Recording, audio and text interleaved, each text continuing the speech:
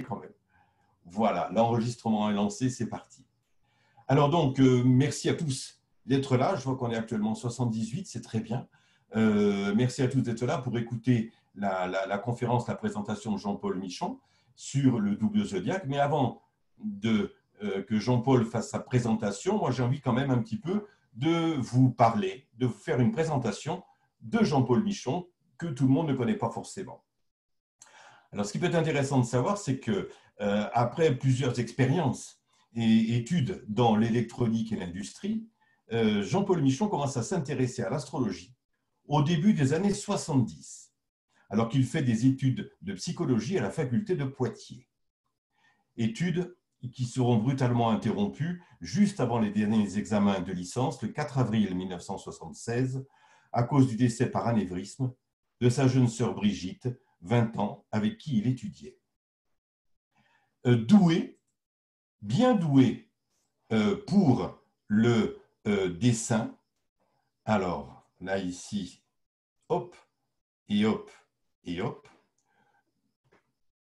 Je laisse un petit peu le temps que l'image s'installe. Voilà. Doué pour le dessin, il entreprend des études d'architecture les 4 premières années à Nantes. C'est ainsi qu'il réalise ce dessin du restaurant La Cigale à Nantes, qui d'ailleurs existe toujours à l'heure actuelle. Et donc, les 4 premières années à Nantes et son 3e cycle à Grenoble, où il se spécialise en architecture solaire. Après l'obtention de son diplôme d'architecte en 1983, sa passion pour l'astrologie prend de plus en plus de place. Il s'installe en Ardèche avec sa petite famille, sa femme Mirande et ses 4 enfants, dont le dernier naît le 1er septembre 1985. 1986 sera une année charnière, puisque c'est à ce moment qu'il se plonge dans l'analyse des cartes du ciel et qu'il s'installe au Québec lors d'un voyage touristique à l'automne 1986. Il devient astrologue professionnel et s'installe à Montréal en août 1987. Il divorce en 1993 et refait sa vie avec une Québécoise, Louise, avec qui ils ont un garçon né en 2004. Ses 5 enfants vivent tous au Canada. Infatigable chercheur en questionnement permanent, grâce à de nombreuses rencontres dans le milieu des astrologues québécois, il va ainsi aborder l'étude de l'astrologie sidérale et va développer une nouvelle approche de l'astrologie, le double zodiaque, qui utilise conjointement les 2 zodiaques, l'un tropical, l'autre sidéral. En 2000, il écrit un premier livre sur le sujet qui rassemble l'essentiel de ses recherches, les 12 clés du double zodiaque. Il continue à développer son système astrologique et va de découverte en découverte qu'il publie en 2015 dans un nouvel ouvrage, Les 5 couleurs de l'astrologie karmique. La coloration des cartes du ciel permet de mieux mettre en valeur les éléments importants comme les talents, les missions de vie, mais aussi certains blocages qu'il est important de comprendre pour mieux se connaître. Il est à noter qu'Auréas a intégré cette option dans son logiciel. Je laisse maintenant la parole à Jean-Paul qui va nous présenter sa théorie du double zodiaque. Alors, bonjour à tous. J'ai mis mon casque pour éviter les effets de larcin. Mais comme il n'y a personne qui parle, je pense que ce n'est pas indispensable. Alors, la première chose que je voulais dire, pour rassurer un petit peu tout le monde, c'est que le double zodiaque, c'est une technique qui permet de rendre beaucoup plus simple l'analyse des cartes du ciel. Souvent, il y a beaucoup d'astrologues qui sont inquiets de voir la quantité d'informations qu'il y a là-dedans. Et comme en astrologie, quand on l'étudie, on a l'habitude d'éplucher élément par élément. Oh, j'ai Mars en balance, et machin, etc. Avec le double zodiaque, on oublie ça. Juste pour vous donner une idée, j'ai des clients qui sont des gens qui ne connaissent pas l'astrologie, qui achètent le logiciel d'Auréas. Et avec mon livre, et le contenu qui analyse chaque composition de couleurs, ils analysent les cartes du ciel et ils me disent c'est complètement génial ce que tu as écrit là, on ne sait pas où tu as trouvé ça, mais c'est génial. Donc tout ça pour vous dire que ce n'est pas compliqué le double zodiaque. L'image que je peux vous donner, c'est que quand on a une photo avec une très faible résolution, on arrive à peine à distinguer ce qu'il y a sur la photo.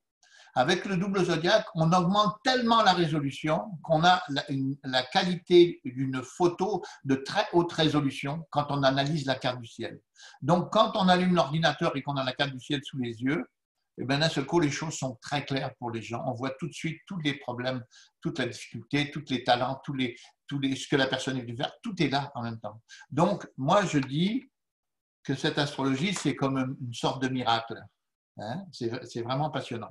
Alors, maintenant, je vais rentrer un petit peu plus dans le vif du sujet, parce que souvent en astrologie, on a affaire à des astrologues qui disent « Moi, ça fonctionne bien avec le zodiaque tropical, je ne vois pas pourquoi j'irais rajouter un zodiaque.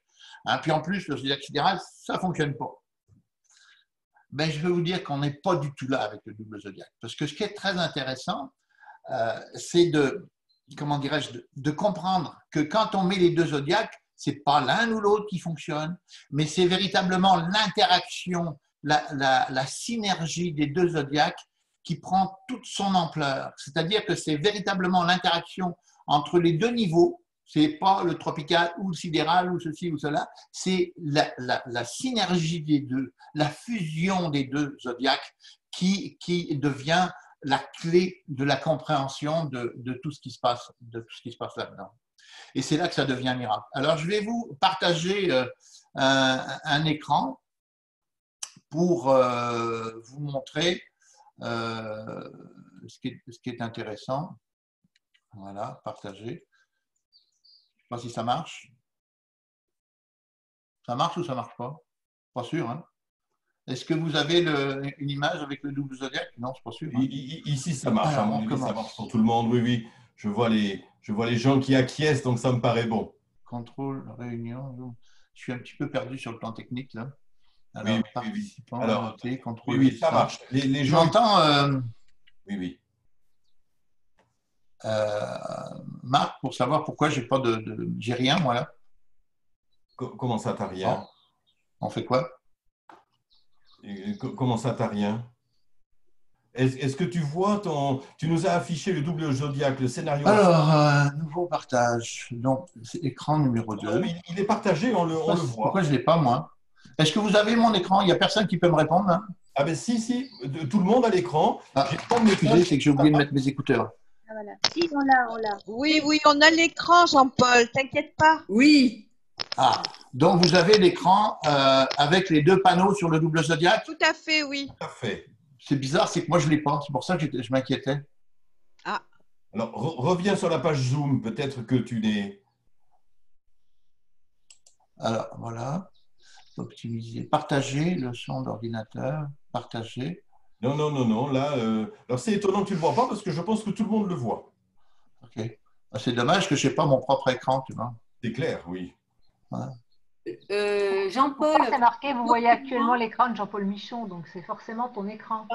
Votre document, il s'est caché. Il faut que vous réduisiez. Il faut arrêter le plein écran de Zoom et vous allez retrouver votre écran derrière. Vous allez retrouver votre bureau d'ordinateur habituel derrière. Alors, le document est forcément là. Alors, voilà.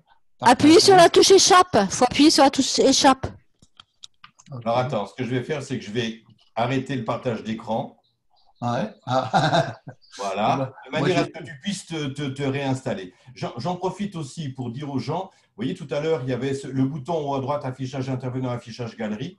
Je pense que maintenant que la conférence est commencée, c'est intéressant de mettre affichage intervenant, de manière à ce qu'on voit essentiellement Jean-Paul et que ce soit plus clair pour arriver à le suivre.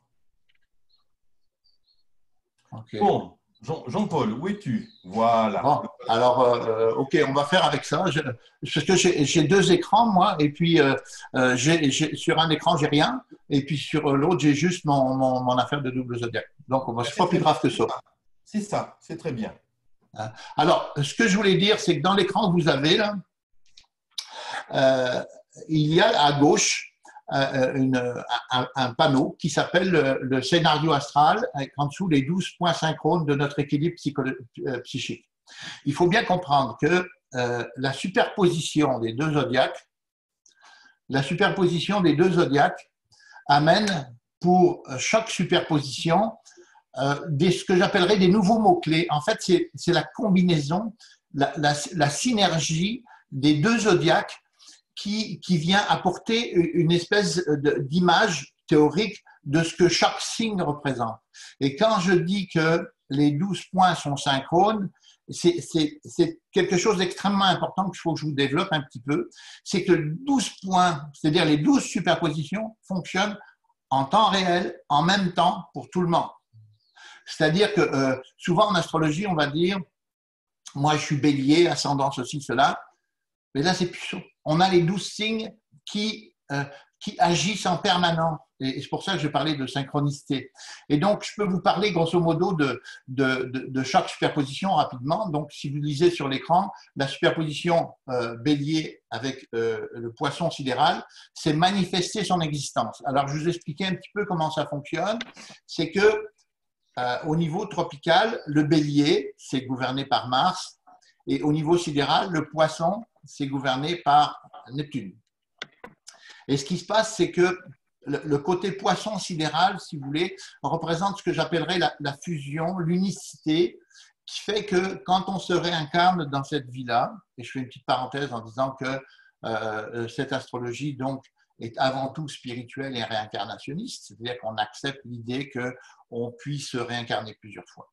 Donc, quand le signe du poisson, c'est la façon dont on se comportait dans une vie antérieure, et le bélier, c'est comment on doit manifester son existence dans cette vie-là. Et ce qui est très intéressant, pour prendre le cas du bélier-poisson, c'est que vous voyez le panneau de droite, j'ai les 5 couleurs de l'astrologie karmique. Ces 5 couleurs apparaissent automatiquement quand on monte une carte avec le double zodiaque, avec le logiciel d'Auréas. Et donc, ces 5 couleurs vont définir l'ambiance de chaque superposition. Et donc, évidemment, on peut avoir une des 5 couleurs plus la 6e qui est l'absence de couleur sur chacune des superpositions. Et je vais vous parler, par exemple, au niveau de la superposition bélier avec le poisson, où c'est manifester son existence. Alors, si c'est jaune, ça veut dire que les choses vont très bien se passer, c'est-à-dire que dès qu'on a on a à intervenir, parce que le bélier c'est l'action, dès qu'on a à intervenir quelque part, le poisson il ne nous retient pas, donc ça fonce et on est en phase avec notre carte du ciel. Quand la superposition est colorée en bleu, et là au niveau du poisson, c'est comme si on n'avait pas la conscience de qui on est en termes de manifester son existence. La coloration bleue bélier-poisson fait qu'on est extrêmement conscient de la situation, je dirais, psychologique des autres, mais soi-même, on est incapable de se manifester. Voyez? Et donc, cette coloration bleue, donc c'est pour ça que je parle d'un blocage. Et à chaque superposition, quand il y a un blocage, on a véritablement des questions à se poser sur c'est quoi qui se passe. Une petite parenthèse à ce sujet-là. Dès qu'il y a une planète dans une superposition bleue, alors là, c'est comme si la planète s'éteignait. Et donc, une personne, par exemple, qui va avoir un des 2 luminaires dans la superposition bleue, eh bien, elle va être en permanence dans une situation d'angoisse au niveau de la Lune ou dans une situation d'avoir l'impression de ne pas exister quand c'est le Soleil. Quand c'est le Soleil, c'est-à-dire que c'est l'ego, le moi psychologique qui n'arrive pas à se manifester. Alors, on pourrait passer toutes les planètes comme ça, mais c'est vraiment intéressant de comprendre ce phénomène-là avec la superposition bleue dès qu'on a une planète. Donc, les planètes, en fin de compte, prennent la coloration de la superposition dans laquelle elles sont. La coloration verte est extrêmement intéressante parce que, si vous voulez, ça correspond, c'est comme si vous arriviez sur Terre, comme je dis, avec une mission. C'est-à-dire que quand ça se retrouve dans une superposition, manifester, par exemple, pour la superposition bélier-poisson, manifester son existence. Quand c'est une mission, mais ça veut dire qu'on a affaire à quelqu'un qui est là pour montrer le chemin aux autres, comment manifester son existence. Quand c'est le taureau bélier sidéral, là, donc je peux faire une petite parenthèse encore sur cette superposition, quand c'est taureau bélier, donc le taureau, si vous voulez, on le connaît en astrologie tropicale, c'est la personne qui est obstinée, machin, etc. En bélier sidéral, en fait, c'est une personne au niveau réincarnation qui vient et qui est un peu, je dirais, pour être un peu caricatural, un peu tête en l'air, et qui fait qu'il prend des décisions sans réfléchir. Souvent, je donne l'exemple du jeune qui travaille dans un restaurant et puis qui se fait plein de pourboires. Puis le soir, il se fait donc $300 ou 300 €, ça dépend dans quel pays on est. Et puis, il va flamber tout son argent le soir même. Alors, la superposition de taureau bélier sidéral va nous dire comment il va se comporter. Quand c'est coloré en jaune, il va avoir dans sa tête l'idée de mettre un certain pourcentage de côté. Hein, c'est la thésaurisation. Quand c'est blocage bleu, alors là, il flambe. Hop, il n'y a plus rien. Puis c'est pour ça que le bélier ressort quand il est dans une situation de pauvreté, parce que là, le bélier, ben, il se prend en colère puis il s'en prend à tout le monde. D'accord? L'aspect de mission, on va avoir affaire à quelqu'un qui va être là pour montrer aux autres comment on fait pour assumer sa vie sur le plan matériel. C'est-à-dire que c'est quelqu'un qui va être là pour montrer l'exemple, comment on gère sa vie sur le plan financier, etc. Au niveau du rouge du talent, alors je l'appelle souvent un aspect pompier, c'est une personne qui va être dans les urgences, c'est-à-dire que c'est l'entrepreneur qui aime bien aller réparer des problèmes, comment dirais-je, dans des situations d'urgence. Hein. Quand il y a une panne chez quelqu'un, on appelle le plombier, il faut qu'il vienne, donc c'est la superposition rouge. La superposition mauve, on a affaire à quelqu'un qui est dans le doute. Alors le doute, ça nous amène à réfléchir, ça nous amène à remettre en question, à revoir les choses sous différents angles, etc. Donc, c'est extrêmement intéressant. Si on prend par exemple la superposition Gémeaux-Taureau, pour prendre la suivante, où j'ai marqué affirmer ses convictions, eh bien, quand c'est jaune, on a affaire à quelqu'un, donc on parle du Gémeaux, on parle de moi, entre autres, je suis Gémeaux. Bonjour Françoise. Quand les Gémeaux, donc ils ont le taureau en arrière-plan. C'est-à-dire que ce sont des gens, alors moi c'est ça qui m'a heurté dans l'astrologie traditionnelle, c'est que moi je suis Gémeaux, donc on me disait, ouais, les Gémeaux, c'est pas des gens sérieux, ça papillonne, ça fait n'importe quoi, machin, etc. Ben là, je suis désolé, moi ça fait 40 ans que je travaille le double zodiaque. Donc, il y a un problème de fixité derrière ça au niveau des Gémeaux qui est intéressant à observer. Et donc, le Gémeaux-Taureau, en fin de compte, c'est quelqu'un qui a des idées à faire passer, un point de vue à donner. Et d'ailleurs, on remarquera que plus on est près, le Gémeaux, plus il est près du Taureau, plus les idées sont assez fixes. Et donc, la couleur va jouer un rôle extrêmement important. C'est-à-dire, quand c'est jaune, on a quelqu'un qui va être très à l'aise dans ses communications, qui va être très, très convaincant, c'est un bon vendeur.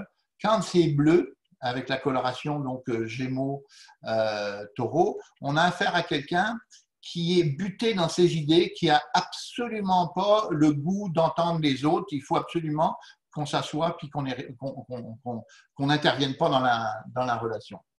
Quand c'est vert, là, on a affaire à quelqu'un, dans la superposition Gémeaux-Taureau, on a affaire à quelqu'un qui a une mission d'écriture. Souvent, c'est des gens, c'est des écrivains, des affaires comme ça. Quand c'est rouge, au niveau du Taureau-Gémeaux, on a affaire à quelqu'un qui aime bien intervenir dans, comment dirais-je, dans des émissions. On est toujours dans l'aspect pompier, il faut répondre tout de suite. C'est le professeur, etc. C'est quelqu'un qui aime bien le dialogue et la spontanéité. Le mauve, donc, c'est le chercheur. C'est quelqu'un qui va être en permanence en questionnement, de savoir qu'est-ce qu'on doit dire, qu'est-ce qu'on doit faire, etc. Voilà. Et donc, cet ensemble de ce que j'appelle de scénario astral, il va se retrouver pour tous en permanence, instantanément. C'est pour ça que je parle de synchronicité au niveau de l'ensemble des planètes. Et donc, je vais passer à mon écran suivant. Ouf, voilà. Alors, ceux qui seront intéressés d'avoir cet exposé PowerPoint, ils ont juste à m'écrire et je leur enverrai par courriel.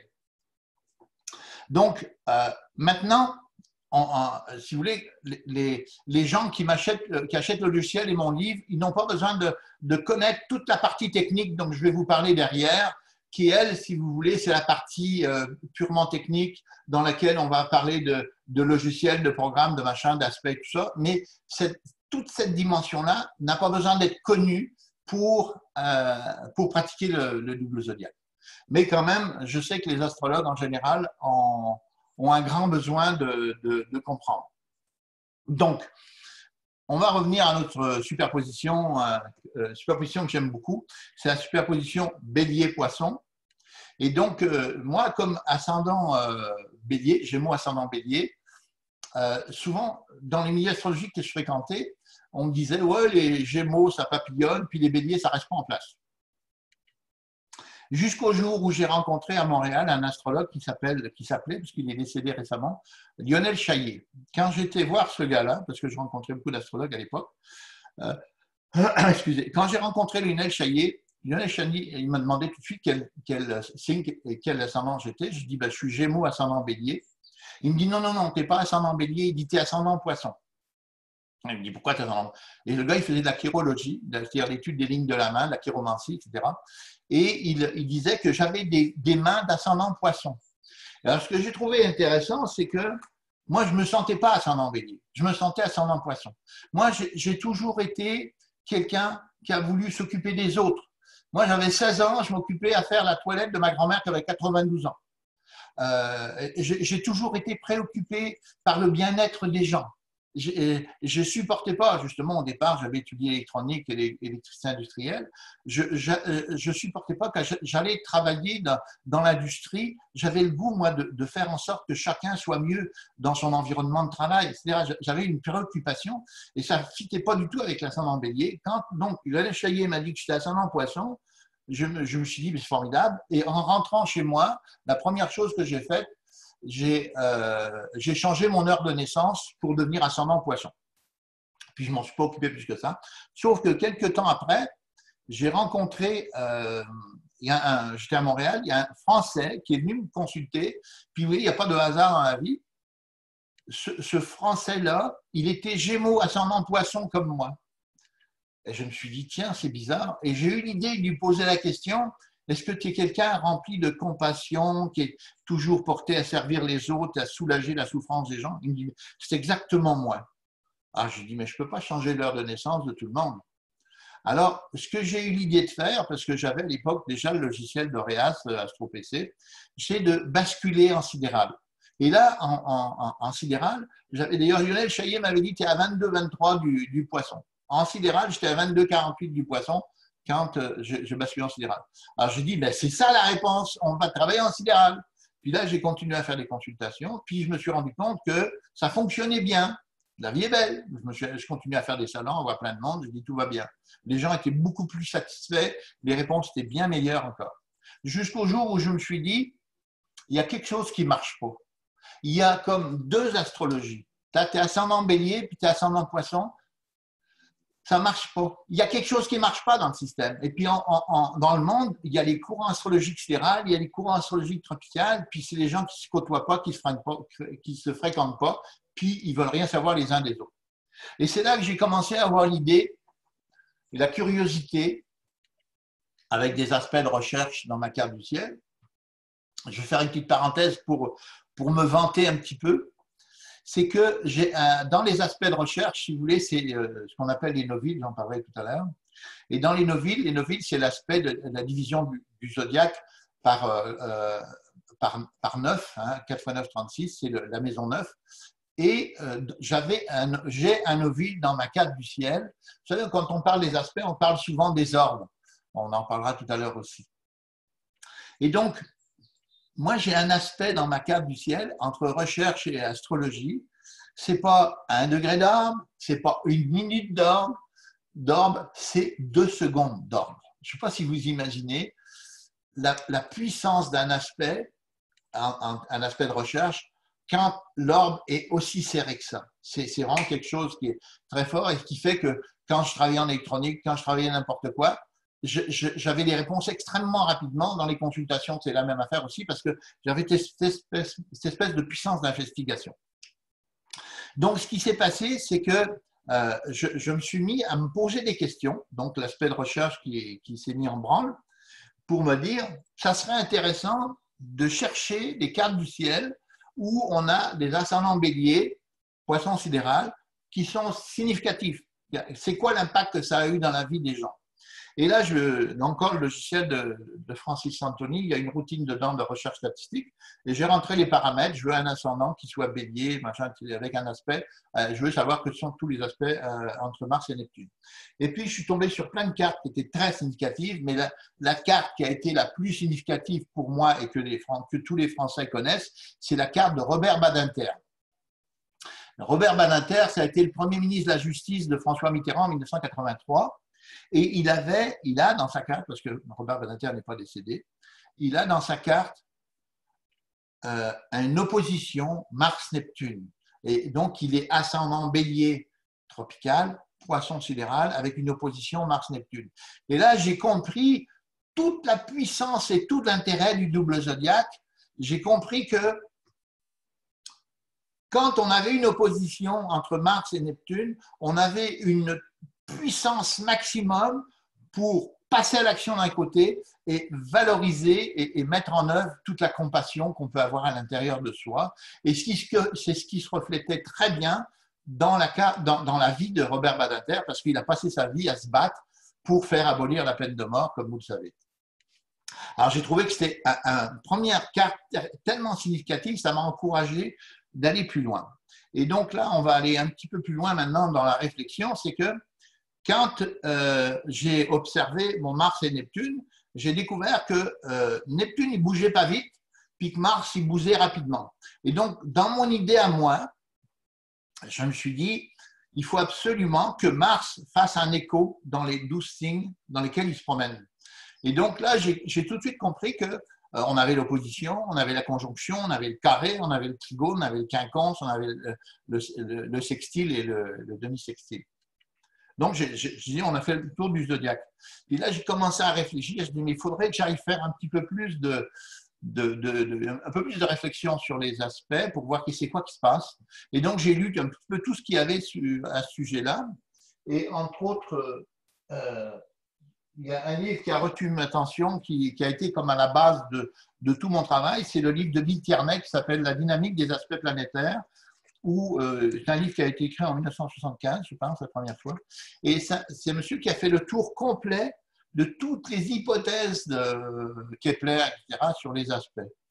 Puis, ma réflexion à moi, c'est de dire que c'est bien compliqué d'intégrer tous ces aspects dans une carte. C'est pour ça que j'ai demandé à l'époque à Auréas s'il pouvait les intégrer dans le logiciel. Et donc, il m'a intégré tous les aspects que je lui ai demandé. Puis après, il y a eu l'affaire, si vous voulez, de gérer les orbes. Parce que les orbes, c'est un petit peu n'importe quoi en astrologie. Je me souviendrai toujours d'avoir lu dans un livre d'astrologie dont je tairai le nom de l'auteur, qui parlait de la carte d'Hitler. Et donc, cette personne utilisait la carte d'Hitler pour parler du quinconce. Puis elle disait, le quinconce, ça doit être un aspect extrêmement maléfique. La preuve, c'est qu'il y en a un dans la carte d'Hitler.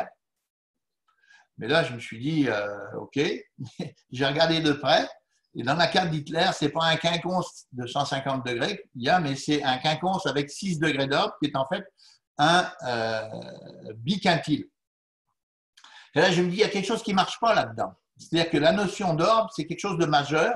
Et donc, dans le tableau que vous avez sur la gauche, où je parle de 5 familles d'aspects, en fait, j'ai retenu 5 familles d'aspects décrits par Bill Tierney. Et en fait, on ratisse à peu près tout ce qu'il peut y avoir. C'est-à-dire, quand on a une planète à gauche, eh bien, il y a toutes les combinaisons de relations angulaires qu'elle peut faire dans la carte du ciel. Et les petites taches de couleur qu'il y a sur les deux roues à l'extérieur, ça représente les orbes. Donc, j'ai géré, si vous voulez, dans l'utilisation de ces aspects, j'ai utilisé la notion d'orbe et en faisant en sorte qu'il n'y ait pas d'incompatibilité entre les aspects. Et dans le tableau de droite, donc j'appelle le tableau TDA, le tableau des aspects, je fais l'inventaire pour chaque carte du ciel des aspects qu'il peut y avoir dans une carte qui respectent justement toute la série des aspects, il y en a 33, et la notion d'orbe. Et donc, ça fait un aspect. Alors, ce qui est intéressant, c'est que dans ce tableau, qui est un tableur électronique, je fais un double contrôle parce que quand on travaille avec beaucoup d'aspects comme ça, on peut en oublier un, etc. Donc, je les compte horizontalement, verticalement, 2 fois. Donc, ce qui fait que quand j'oublie un aspect dans la carte du ciel, il est comptabilisé, il est mal comptabilisé et je retombe dessus obligatoirement. Et ce qui est intéressant, donc là, je vais passer au tableau suivant. C'est que le fameux tableau TDA que j'ai fait, quand je l'ai pratiqué un certain temps, je me suis rendu compte qu'il présentait mal les affaires. Et donc, j'ai décidé de créer un nouveau tableau à partir des mêmes données qui s'appelle le tableau TDM, c'est le tableau des aspects de maison à maison. Et donc, en fait, c'est exactement les mêmes données, sauf qu'il a un gros avantage, c'est qu'il permet chaque aspect donc, a une couleur et il permet d'observer la juxtaposition des cases. Et on voit dans le tableau de droite ce que j'appelle le karma, où il y a marqué en dessous l'interaction en couleur. Il y a une petite équation d'ailleurs, mais je vais vous expliquer parce que ça peut paraître compliqué. C'est que quand on a dans le sidéral un aspect d'une certaine couleur entre une maison et une autre, et qu'on retrouve le même type de couleur d'aspect dans le côté tropical, on a d'un seul coup, il s'allume comme une espèce de petit voyant. Comme on voit dans le tableau, ça c'est le tableau d'Elon Musk, le constructeur de voitures, Tesla. Et on voit par exemple au niveau de l'ascendant, on a ascendant maison 7, on a 2 cases rouges, là comme je l'explique dans le cas numéro 1, où le sidéral et le tropical sont en harmonie. Et d'un seul coup, qu'est-ce qui se passe? C'est qu'à l'intérieur de ma carte, il y a un aspect qui vient qui est imprimé. Alors, je fais une petite parenthèse encore là-dessus, parce que ça fait 2 ans à peu près que j'ai cet avantage dans la carte du ciel. J'ai eu un client qui est venu me voir en consultation et qui, après la consultation, le gars, c'était un prof de maths qui était à la retraite. Puis, il me dit, c'est quoi tout ce bordel d'aspects qu'il y a, enfin, tout ce bordel de traits qu'il y a à l'intérieur de la carte du ciel? Parce que quand on a une carte du ciel, on a tellement avec ces 33 aspects, c'est un fouillis total à l'intérieur. Il me dit, ça sert à quoi ça? Alors, j'étais un petit peu gêné. Puis, j'ai eu l'idée d'exploiter ce centre de la carte pour, comment dirais-je, l'utiliser pour valoriser ces 2 couches de zodiaque qui interagissent entre elles. Et alors, ce qui est intéressant, c'est que ces 2 couches-là, quand elles interagissent entre elles, d'une maison à une autre ou d'un signe à l'autre, on découvre qu'il y a sur le plan karmique quelque chose d'extrêmement puissant.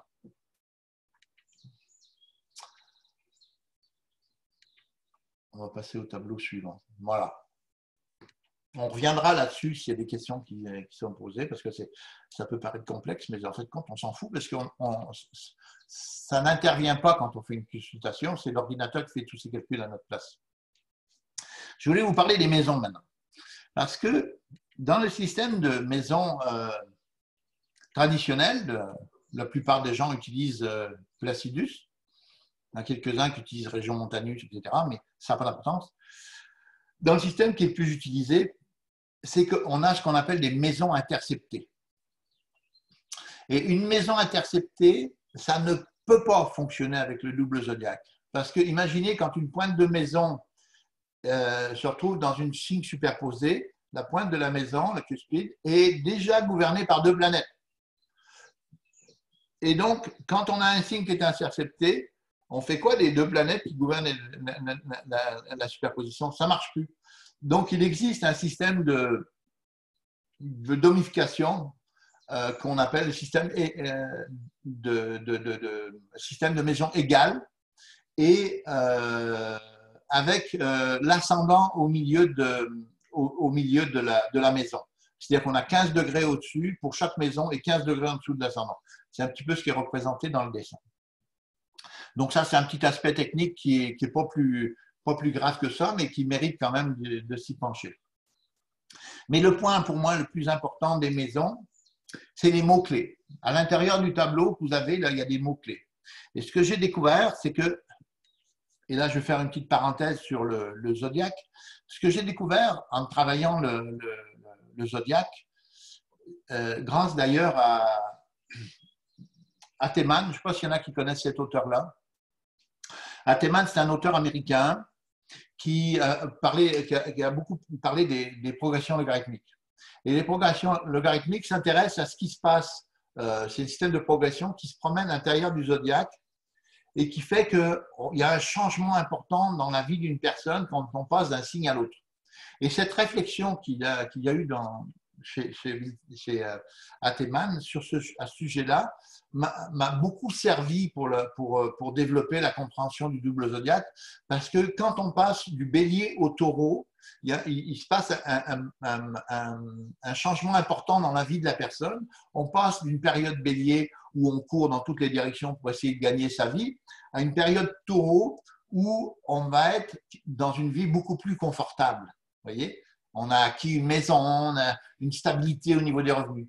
Et ce passage du bélier au taureau m'a permis de comprendre ce qui se passait dans la superposition entre le tropical et le sidéral. J'en parle dans mon premier livre d'ailleurs, de cette continuité zodiacale.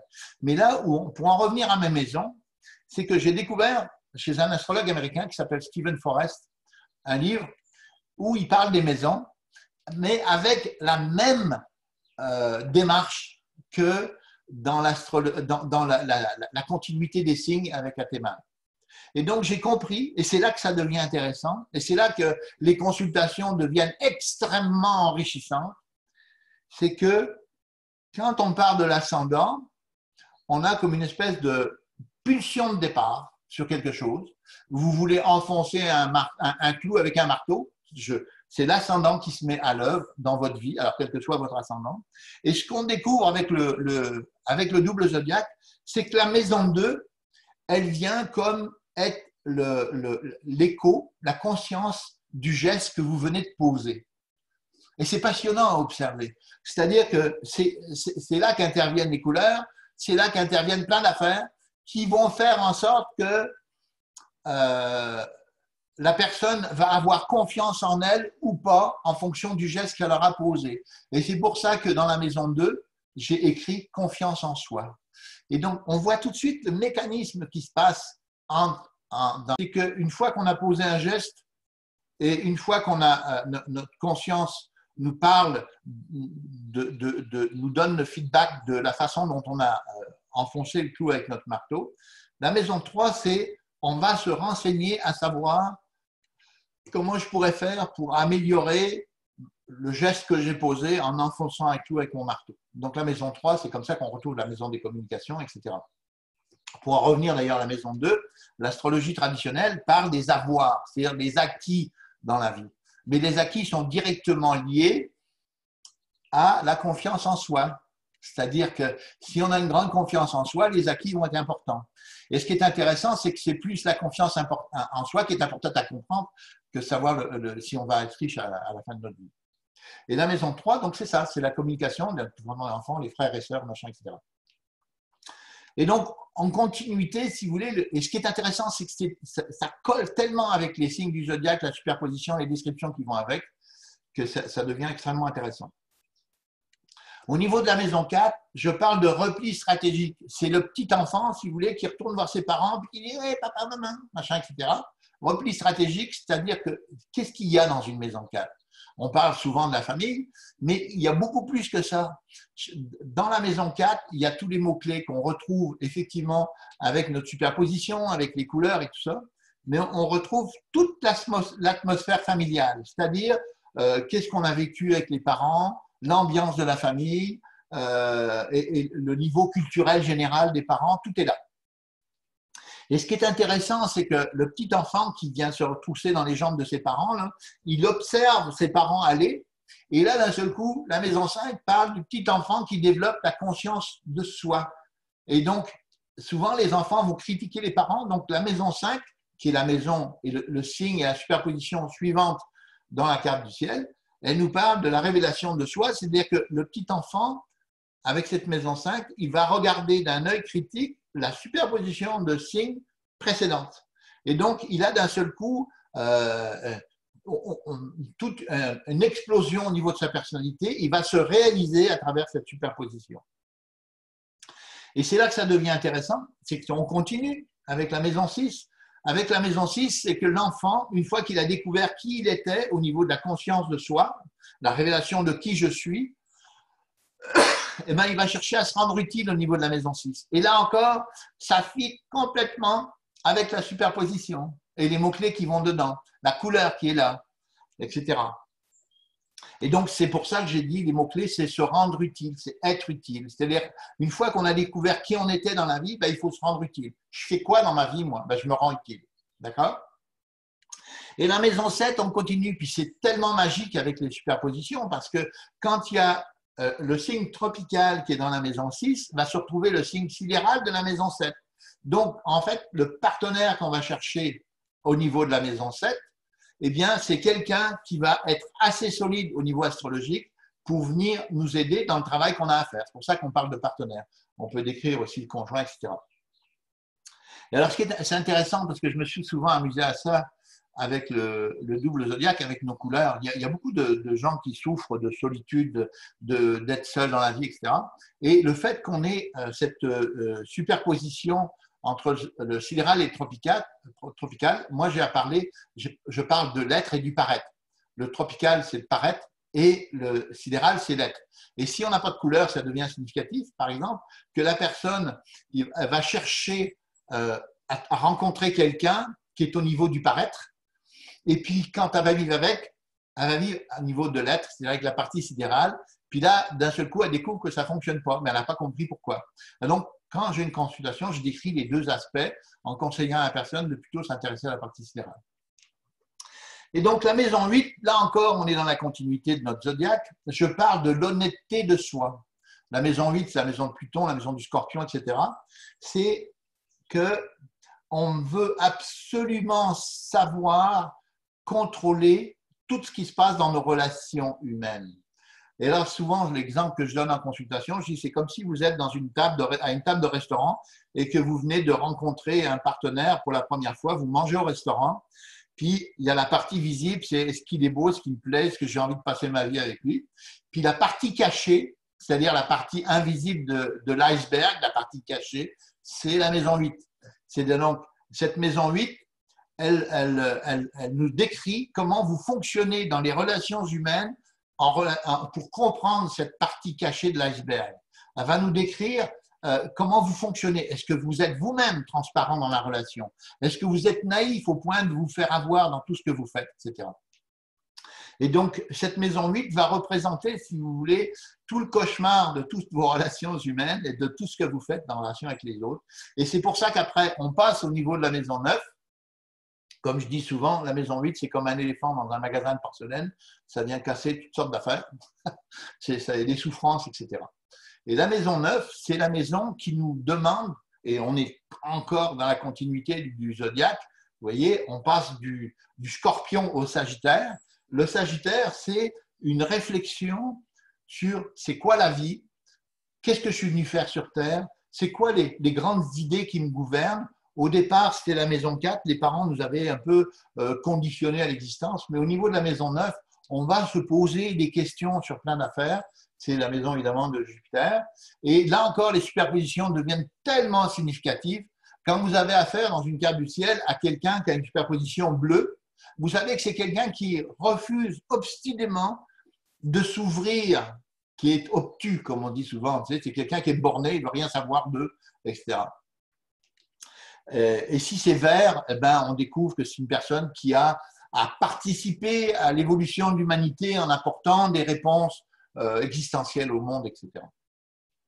Et donc, fort de cette... bougez pas, je vais boire un petit verre d'eau. fort de cette maison neuve qu'on a, avec laquelle on a donc, grâce à la superposition, on voit tous les outils à notre disposition pour voir comment on fonctionne. Une petite parenthèse à ce sujet-là, d'ailleurs, c'est que j'accorde beaucoup d'importance à la relation des deux planètes qui gouvernent à chaque maison. Donc là, on est dans la maison 9. Les deux planètes qui gouvernent leur maison 9. Si on a une relation avec la planète que j'appelle karmique de la maison 9, c'est-à-dire par exemple, en l'occurrence, c'est Jupiter, eh bien, on va comprendre la continuité qu'on peut avoir d'une vie à l'autre en fonction de la couleur. C'est passionnant à observer. Et donc, voilà, on arrive en maison 10, mais la maison 10, encore, c'est le résultat de la maison 9.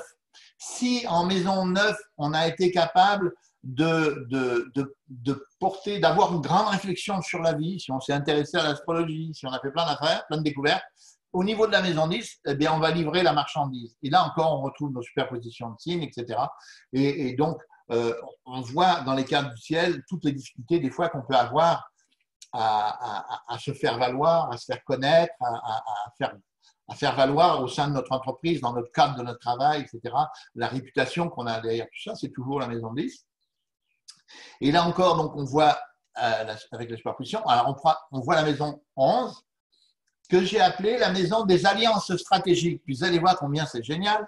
C'est qu'en fait, on découvre avec le double zodiaque que la maison 11, c'est le réceptacle de toutes les personnes qui sont d'accord avec vous au niveau social et professionnel. C'est-à-dire que si vous êtes infirmière puis vous voulez pratiquer des soins thérapeutiques d'avant-garde, eh bien, au niveau de la maison 11, vous allez retrouver toutes les personnes qui ont le même profil que vous, et c'est pour ça que je parle d'alliance stratégique.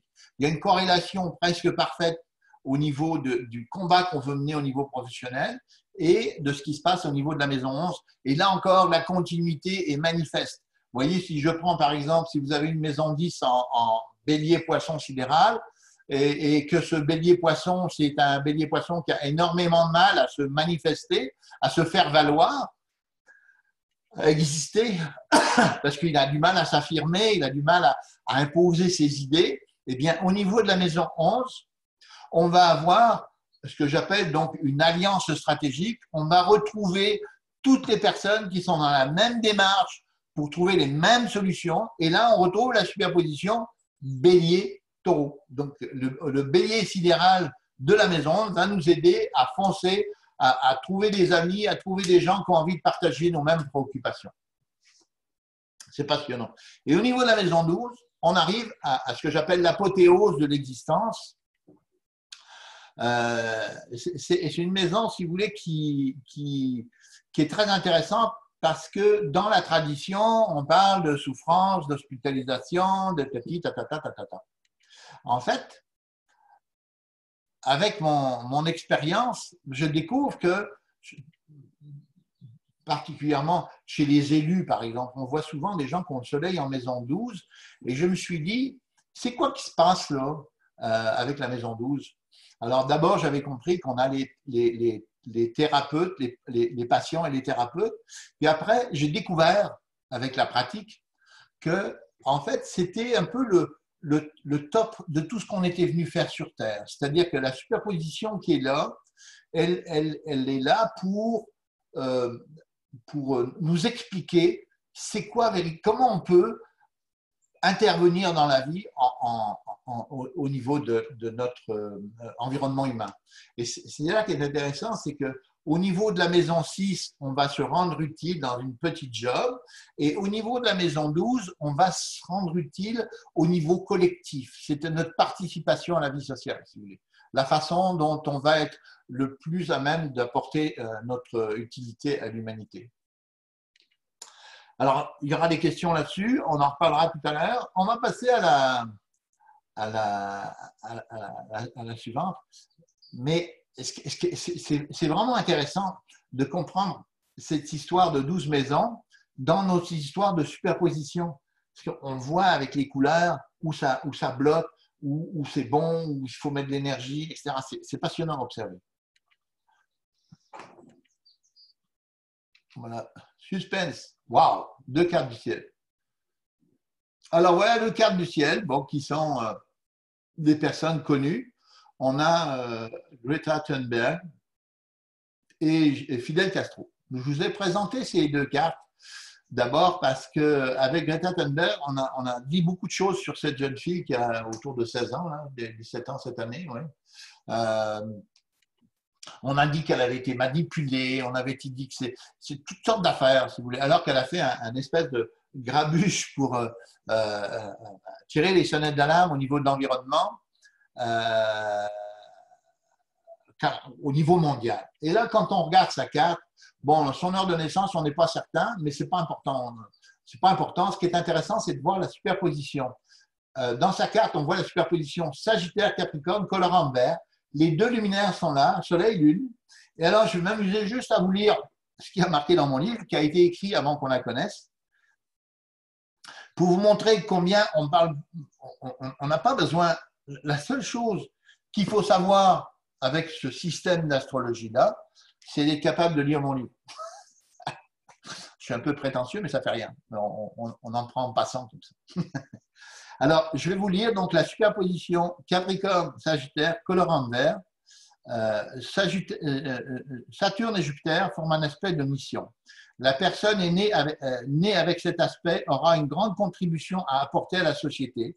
Ces grandes idées feront progresser la collectivité et l'ensemble de ses confrères devraient les adopter le plus rapidement possible.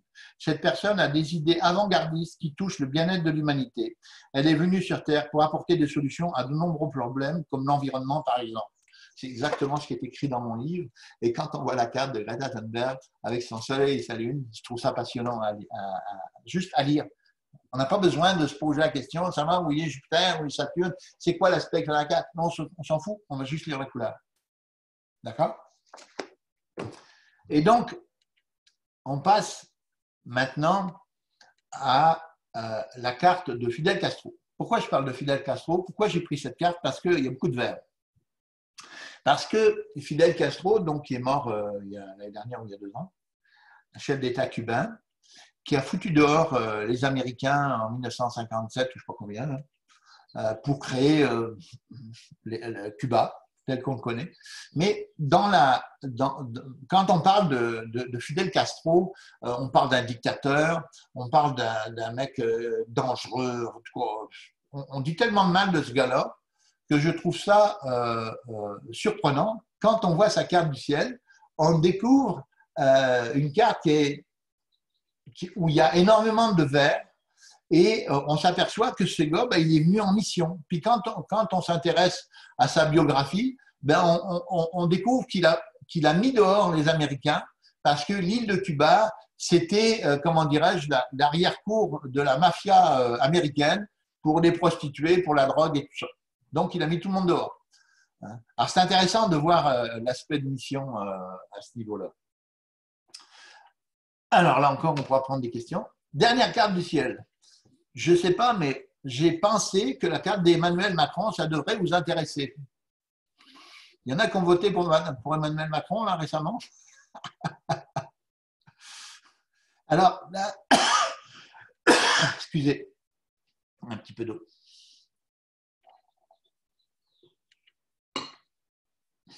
Quand on a appris qu'il se présentait en 2016, je pense, ou 2017, je ne me souviens plus des dates exactement, moi, ces coordonnées ont commencé à circuler au niveau des astrologues. Et en rentrant les coordonnées, voilà sur quoi je suis tombé. Et pour moi, vous voyez, avec le double zodiaque, on a une réponse directe de qui est l'individu. Donc, quand on a la maison 7 colorant en bleu, on a affaire à quelqu'un qui en a rien à foutre des autres dans le style que ceux qui m'aiment me suivent. Au niveau de l'ascendant, c'est quelqu'un qui écoute personne, avec la coloration Capricorne-Verseau. La coloration Capricorne-Verseau, si vous voulez, colorant en bleu, c'est la personne qui veut tout contrôler en ne lâchant la bride à personne. C'est intéressant quand on parle d'Emmanuel Macron. Et la maison 11, vous voyez, c'est la superposition Scorpion-Sagittaire. Je peux vous la lire dans mon livre, ça sera encore plus rigolo. Alors, Sagittaire, Scorpion, colorant bleu. Jupiter et Pluton font un aspect de blocage. Le Scorpion sidéral est le signe de la guerre. La personne ne fait aucun compromis et se retourne contre tous ceux qui n'en vont pas dans son sens. C'est de la pure extra-punitivité qui peut, à l'excès, détruire son environnement humain. L'être ne sait pas négocier et les relations se finissent souvent mal, etc. On va parler de la maison 11 maintenant, que je décris aussi dans la carte du ciel. La maison 11, colorant bleu. Excusez. Maison 11, trouver du réconfort humain. Colorant bleu. Quand la maison 11 est colorant en bleu, la personne pense qu'elle a trop de qualités pour fréquenter du monde qui n'a pas les mêmes exigences qu'elle. Peu de gens sont assez brillants pour mériter de la côtoyer. Elle se considère comme un être hors du commun et estime que rares sont ceux qui lui arrivent à la cheville. Pour elle, hors de question de fréquenter des gens incompétents et qui ne font pas d'efforts pour s'améliorer, etc. Est-ce que ça vous dit quelque chose? Ah, je trouve ça passionnant, vous voyez. C'est que on ne s'intéresse pas aux aspects. Est-ce qu'il a un carré? Est-ce qu'il a une opposition? Est-ce qu'il y a ceci? On s'en fout complètement. On va juste aller voir les couleurs. Et les couleurs nous donnent l'atmosphère de ce qui se passe dans la carte du ciel. Et c'est pour ça que les gens qui ne connaissent pas l'astrologie, ben, d'un seul coup, avec cet outil-là, ils ont directement les réponses sans se poser des questions, à savoir qu'est-ce qu'il peut y avoir derrière. Tu nous feras un exemple? De quoi? Eh ben, d'une carte comme ça, d'un montage, pour voir comment on fait pour superposer, non? Ben, il faut d'abord avoir le logiciel AstroPC. Ah, C'est-à-dire que, et ça c'est important de comprendre, Aureas, là, le logiciel AstroPC d'Aureas, ils me suivent depuis 1987. C'est-à-dire depuis 1987, Francis Antoni, je ne sais pas s'il y en a quelqu'un qui le connaisse, le patron d'Aureas, etc. Il a en permanence accepté d'intégrer tout ce que je lui ai demandé dans le logiciel.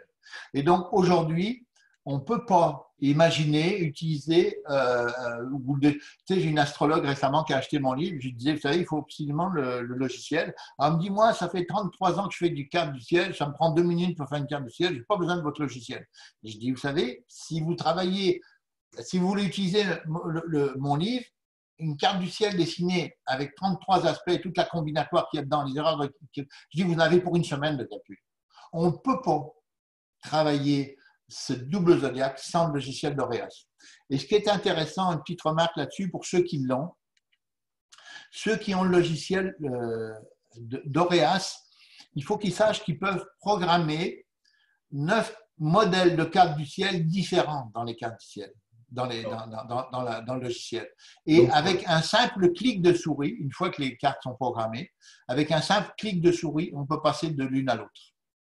Alors, Jean-Paul, moi, je préférais attendre quand même un petit peu la fin de ton exposé pour poser des questions, mais il y en a une qui concerne justement Aureas pour savoir comment faire pour avoir le double zodiaque. Mais peut-être qu'il est préférable de te laisser aller jusqu'au bout. Il y a des gens qui posent des questions, je les note et si tu veux, on les posera à la fin.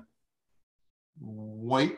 Moi, je préférerais qu'on commence maintenant parce que de toute façon, j'ai dégrossi globalement tout ce que j'avais à dire là-dessus parce qu'il y a tellement de choses à dire que j'ai préféré synthétiser et puis et répondre aux questions des gens qui veulent avoir des réponses. Bon. Non, mais je ne voulais pas que tu perdes le fil, mais si on est arrivé au bout, on peut y aller. Oui. Alors, par rapport à Aureas, il y a deux choses. La première, c'est comment on fait pour afficher le double zodiaque dans Aureas. Alors, c'est tout simple. C'est tout simple. Je ne sais pas d'ailleurs, je vais le mettre à l'écran, puis comme ça, les gens vont pouvoir voir. Ce qui sera possible aussi de faire, c'est de le noter éventuellement et de le transmettre aussi par écrit à toutes les personnes intéressées. Oui, mais c'est tellement simple que ça ne vaut pas la peine de s'énerver. Vas-y. Alors, si tu veux faire ça, ce qu'il faudrait, c'est il faudrait que tu coupes le partage d'écran, ouais. Et que tu reviennes avec un partage d'écran sur Aureas. Oui. Alors là, nouveau partage, c'est ça. Donc là, je vais faire ça et puis partager. Vous l'avez là? Oui, Vous avez le logiciel d'Auréas. oui, oui, oui, oui, oui, très Alors, bien. regardez la difficulté pour passer d'une carte à l'autre. Vous voyez, je clique, bouton droit, j'ai toutes les possibilités ici, vous voyez. Double zodiaque bélier à gauche, double zodiaque Mais vide. dans quoi tu rentres? Attends, commence par en haut là. Alors, Fichier, natal, c'est quoi? voilà, visuel, voilà. Quand vous avez le fichier, le logiciel Auréas, vous l'ouvrez, il y a ça. Mais il y a après, puis là l'affaire, c'est que, voilà, il y a un bouton option pour ceux Ah, qui connaissent. d'accord. Vous voyez. Et puis ici, il y a préconfiguration école d'astrologie. D'accord? Mhm. Et donc, vous avez quatrième ligne à partir du bas, double zodiaque selon Jean-Paul Michon. Ah ben voilà.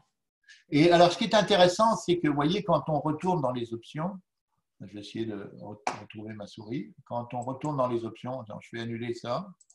Ça, c'est quand on veut la programmer pour la première fois. Mais quand on veut cumuler les types de programmes qu'on a, eh bien, on fait nouveau fichier d'options. Voyez. Et donc là, je vais en rajouter un autre. Tiens, humaniste, Max Handel, anglo-saxon. Tiens, c'est rigolo ça. Vous voyez, je fais OK. Et là, vous voyez, il y a une fenêtre qui s'ouvre et qui me dit, qui me donne la possibilité de mettre un titre. Donc, je rajoute anglo-saxon, je laisse anglo-saxon et je fais OK. Vous voyez, et voilà, ma carte du ciel anglo-saxon. Et Alors, puis, Jean-Paul, il y a des personnes qui demandent est-ce que c'est parce que AstroPC Auréas a fait plusieurs versions. oui. Est-ce que par exemple c'est sur toutes les versions? Est-ce que c'est que sur la version Pro, etc., etc. Alors, la différence entre la version Pro et la version de base, c'est juste au niveau des recherches de date. C'est-à-dire qu'on peut avoir tous les modèles de cartes avec toutes les versions.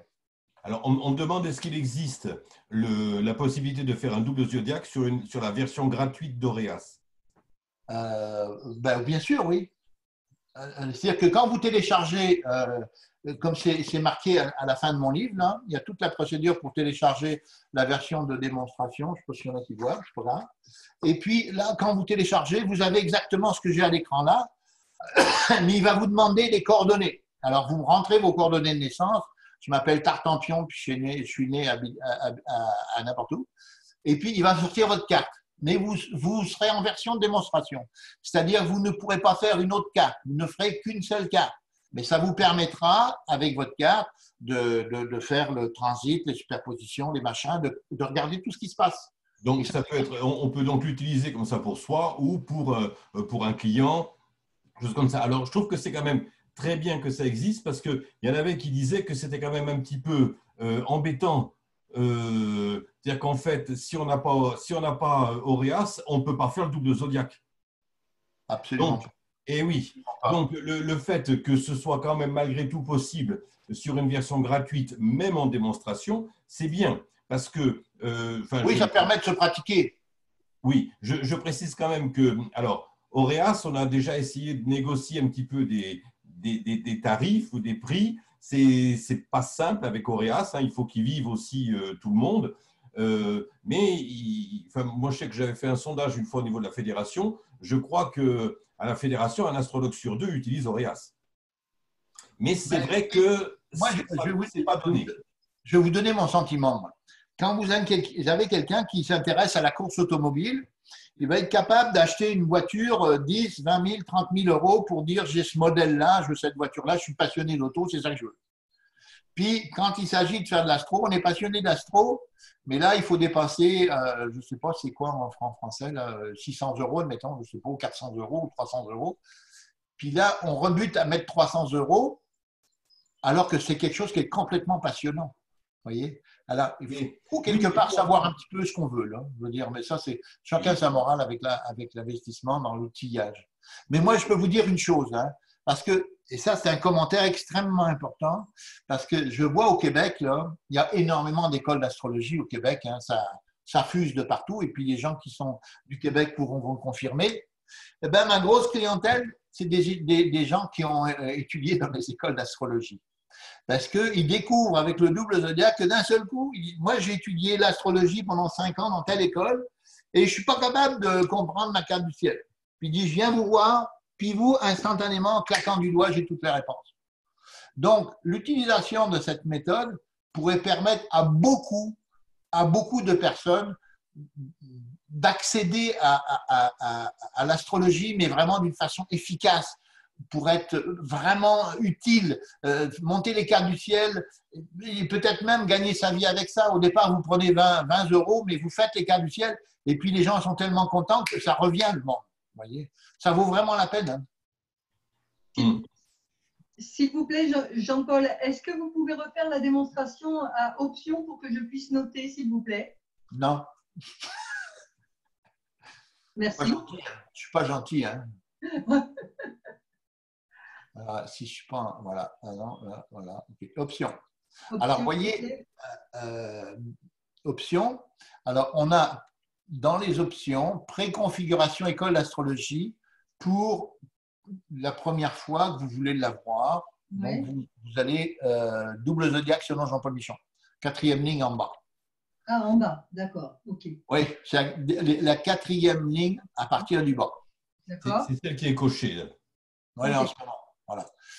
Mais si vous voulez avoir plusieurs types de roues, et vous faites nouveau fichier d'options. Vous voyez, moi, ça s'est éteint. Là, c'est parce que j'ai déjà atteint mon quota. Vous voyez, tout à l'heure, je suis venu anglo-saxon. Ça vous va? Ouais, merci beaucoup. Est-ce qu'il y a les couleurs avec? Oui. Les couleurs, les couleurs. Les couleurs que vous, le bleu, rouge, vert. Oui. Oui. Donc, j'ai plus qu'à acheter votre bouquin, c'est ça. Alors, moi, justement. Au passage, c'est Auréas qui l'a édité. Ah, d'accord, ok. Ben, je vais l'acheter de toute façon. Ok, merci. Et donc, si vous ne le trouvez pas dans votre librairie, vous pouvez aller sur le site puis le commander sur le site. Oui, d'accord, merci. Alors, moi, en parlant des couleurs, oui. En parlant des couleurs, il y a Isabelle qui demande comment les couleurs sont déterminées. Ah. Il y a des gens qui posent des bonnes questions. Parce que je demande, je dis que j'ai fait la manipulation sur le logiciel Auréas que j'ai depuis des années. Et en effet, c'est apparu avec le double zodiaque comme nous a montré Jean-Paul. Mais par contre, je n'ai pas les couleurs comme il montre, lui, bleu, vert, jaune. Je n'ai pas les couleurs. C'est quoi la version que vous avez? Ben, la 8, mais j'ai la 11 en démonstration. J'ai la 8 depuis longtemps, mais j'ai la 11 en démonstration. Je viens de faire la manipulation. Pardon? Il faut savoir que les couleurs ont été intégrées dans le logiciel à partir de la version 9. Oui, mais j'ai la 11 en démonstration, donc normalement, je devrais avoir les couleurs. Je viens de le faire avec la 11. Oui, ben, vous devez les avoir. Ben ouais, je comprends pas. Ben, c'est pas grave. Tant pis. Non, Merci. mais écoutez, recontactez-moi en privé, puis je m'occuperai de vous. D'accord, très bien. Merci. Autre question, les aspects. Comment je fais pour vous contacter en privé? Alors, Jean-Paul, est-ce que je peux, je l'ai déjà fait pour d'autres personnes, mais mettre ton adresse mail dans la fenêtre de conversation pour la partager avec les participants? Je ne sais pas faire, moi. Non, mais moi, je le fais. Oui, mais mets-le. Voilà. Donc, voilà, je viens d'envoyer l'adresse mail de Jean-Paul dans la page conversation. Comme ça, s'il y a des personnes qui souhaitent approfondir certains sujets ou lui demander certaines nuances ou d'autres choses.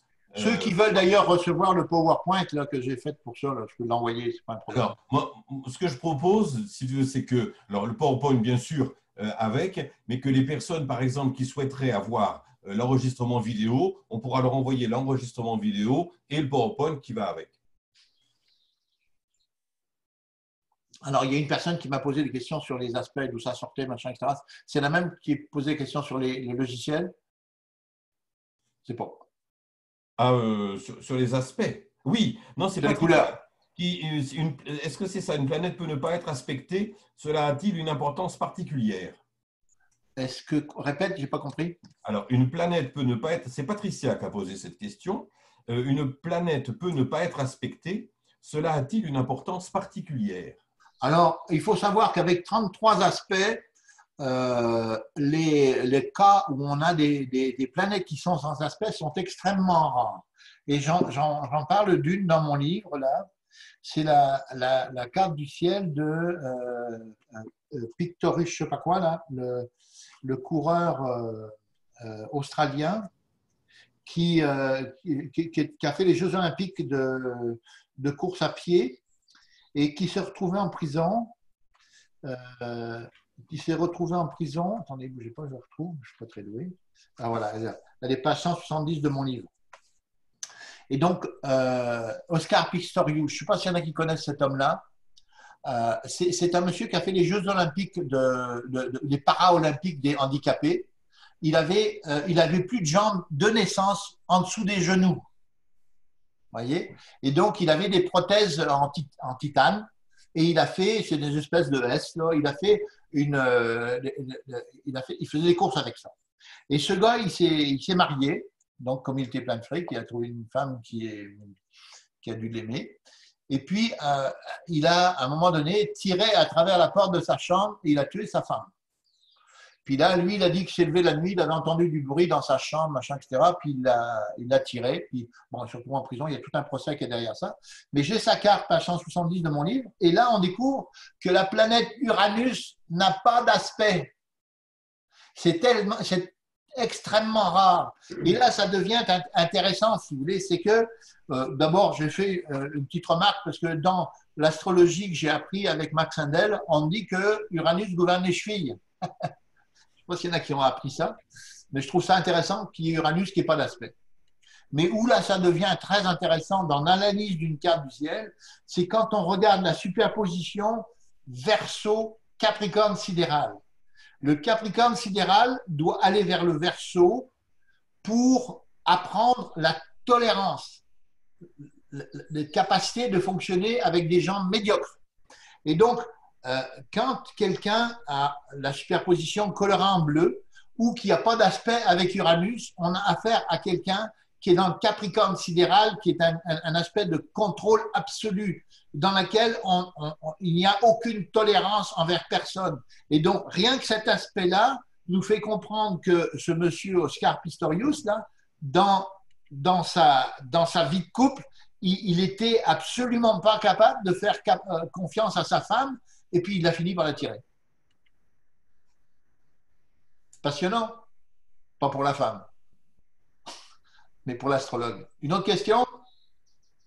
Alors, il y a Daniel. Alors, moi, il y a déjà un truc que tu as dit, moi, qui me plaisait bien, c'est que le tropical, c'est le paraître, et le sidéral, c'est l'être. Oui. Ça m'a bien plu, ça. Et Oui. il y a quelqu'un qui a rebondi là-dessus, en demandant Daniel qui demande quel est le passage du paraître à l'être, dernier degré du zodiaque, de lunaire, etc. Non, rien de tout ça. En fait, le passage, il dépend de la couleur. C'est-à-dire que dans le cas où il n'y a pas de couleur, eh bien, on bascule de l'un à l'autre en fonction de la météo astrale du moment, les aspects que vos planètes font en transit, etc. Et après ça, ça dépend pratiquement uniquement de la couleur. C'est-à-dire que je prends le cas, par exemple, qui est sur notre carte. Vous l'avez, la carte avec le Gémeaux, Cancer, colorant bleu, là? Eh bien, le Gémeaux, Cancer, colorant bleu est tellement significatif dans les relations humaines, c'est que le Gémeaux, il doit aller vers le Cancer. Et le Cancer, c'est la capacité d'aller écouter les autres avec le cœur. Voyez? Et donc, quand on est dans une superposition bloquée, donc on n'a pas affaire ni à un Gémeaux ni à un Cancer, c'est dans votre carte du ciel, c'est la carte du ciel de la personne qui vient vous voir, excusez-moi, eh bien, on a affaire à quelqu'un qui parle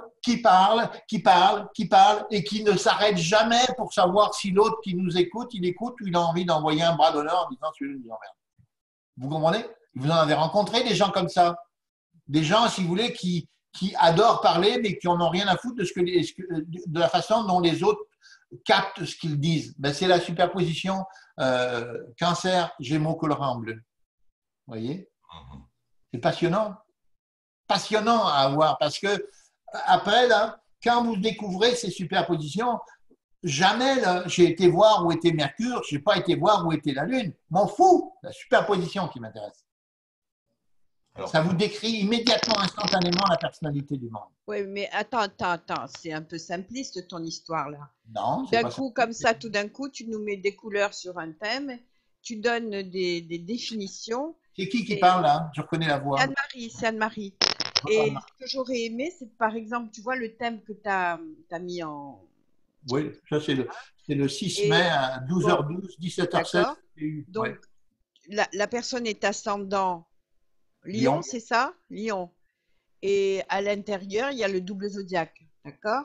Donc, toi, si tu reçois une cliente avec ce thème, tu lui Ouais. dis voilà, vous avez du bleu là, du vert là, du jaune là. Ah, vous avez un maximum de jaune. Alors, c'est. Attends, le jaune, c'est quoi? Tu nous as dit tout à L'énergie. l'heure. L'énergie. L'énergie. Bon. Donc, tu lui dis à la dame, OK, vous avez beaucoup d'énergie. Et elle s'en va. Non, c'est pas comme ça que je fonctionne dans une analyse. D'accord. Dans une analyse, on peut s'amuser à analyser cette carte du ciel si elle est curieuse. Donc, la façon dont je travaille, si vous voulez, c'est en partant des maisons. C'est-à-dire que moi, je vois la personne, elle est ascendant Lion, Vierge. La chose que je vais lui dire, madame ou monsieur, la chose qui est importante pour vous dans la vie, c'est le respect. D'accord? Et donc, c'est-à-dire que l'ascendant Lion sidéral, Vierge, c'est une personne qui doit obligatoirement côtoyer toutes sortes d'activités dans lesquelles elle est mise en valeur. Et donc, c'est pour ça que au niveau de l'axe Lion Verseau sidéral, elle va faire beaucoup de s'intéresser beaucoup à des œuvres caritatives parce que là, elle va donner beaucoup d'elle là-dedans parce que le feedback qu'elle va avoir, c'est une valorisation au niveau de son lion. D'accord? Au niveau de la maison 2, donc on voit la difficulté que vers la Vierge, là, il n'y a pas d'aspect. Donc ça passe mal. Hein? Elle est dans son lion. Et au niveau de la maison 2, on a la Vierge. Donc le feedback qu'elle va recevoir cette dame-là, c'est est-ce que j'ai été suffisamment humble, serviable, précise, humaine dans mes relations? Vous voyez? C'est ça le processus qui se passe. Et la superposition Vierge-Balance, si vous voulez, donc les balances, c'est une superposition, si vous voulez, qui est très préoccupée par le détail, par la précision, est-ce que j'ai bien fait des choses, etc. Et au niveau de la maison 3, au niveau de la balance, donc, on a quelqu'un qui doit aller vers le global. Et là, je fais une petite parenthèse pour Mercure et Vénus, c'est que moi, Mercure et Vénus, en astrologie, je parle des deux intelligences. C'est-à-dire que dans une carte du ciel, on a deux intelligences. On a l'intelligence de Mercure et l'intelligence de Vénus.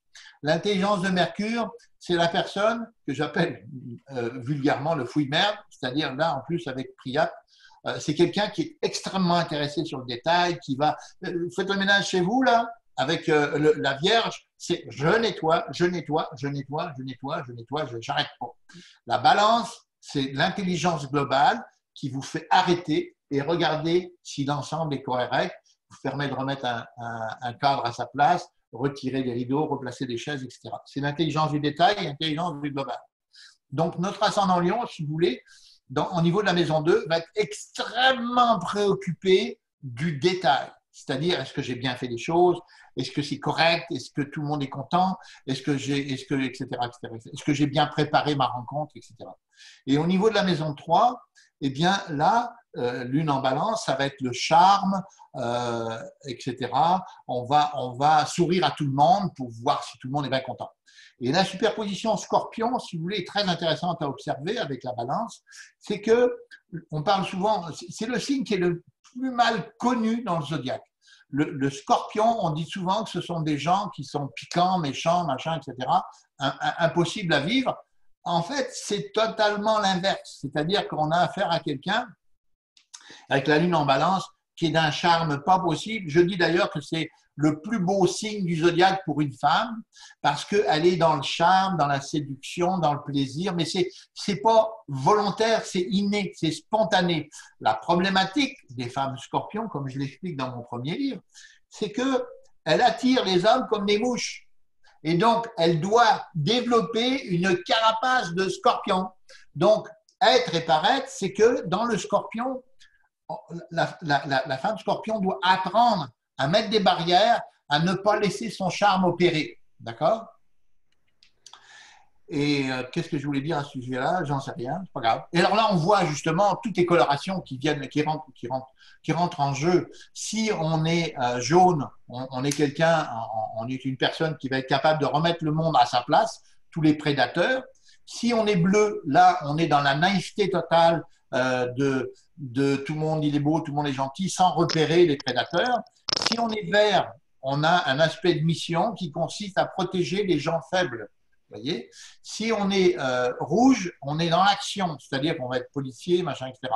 Si on est mauve, eh bien, on va chercher des solutions pour attirer à soi les prédateurs pour mieux les piéger, etc. Mais dis-moi, je suis morte de peur, excuse-moi, mais je viens d'avoir très peur. Je regarde mon thème et Oui. je vois un décalage de toutes les planètes. Alors, par exemple, la Lune, eh bien, elle est à 4 degrés du Lion, alors que je l'ai à 29 degrés du Lion. Donc, qu'est-ce qui se passe?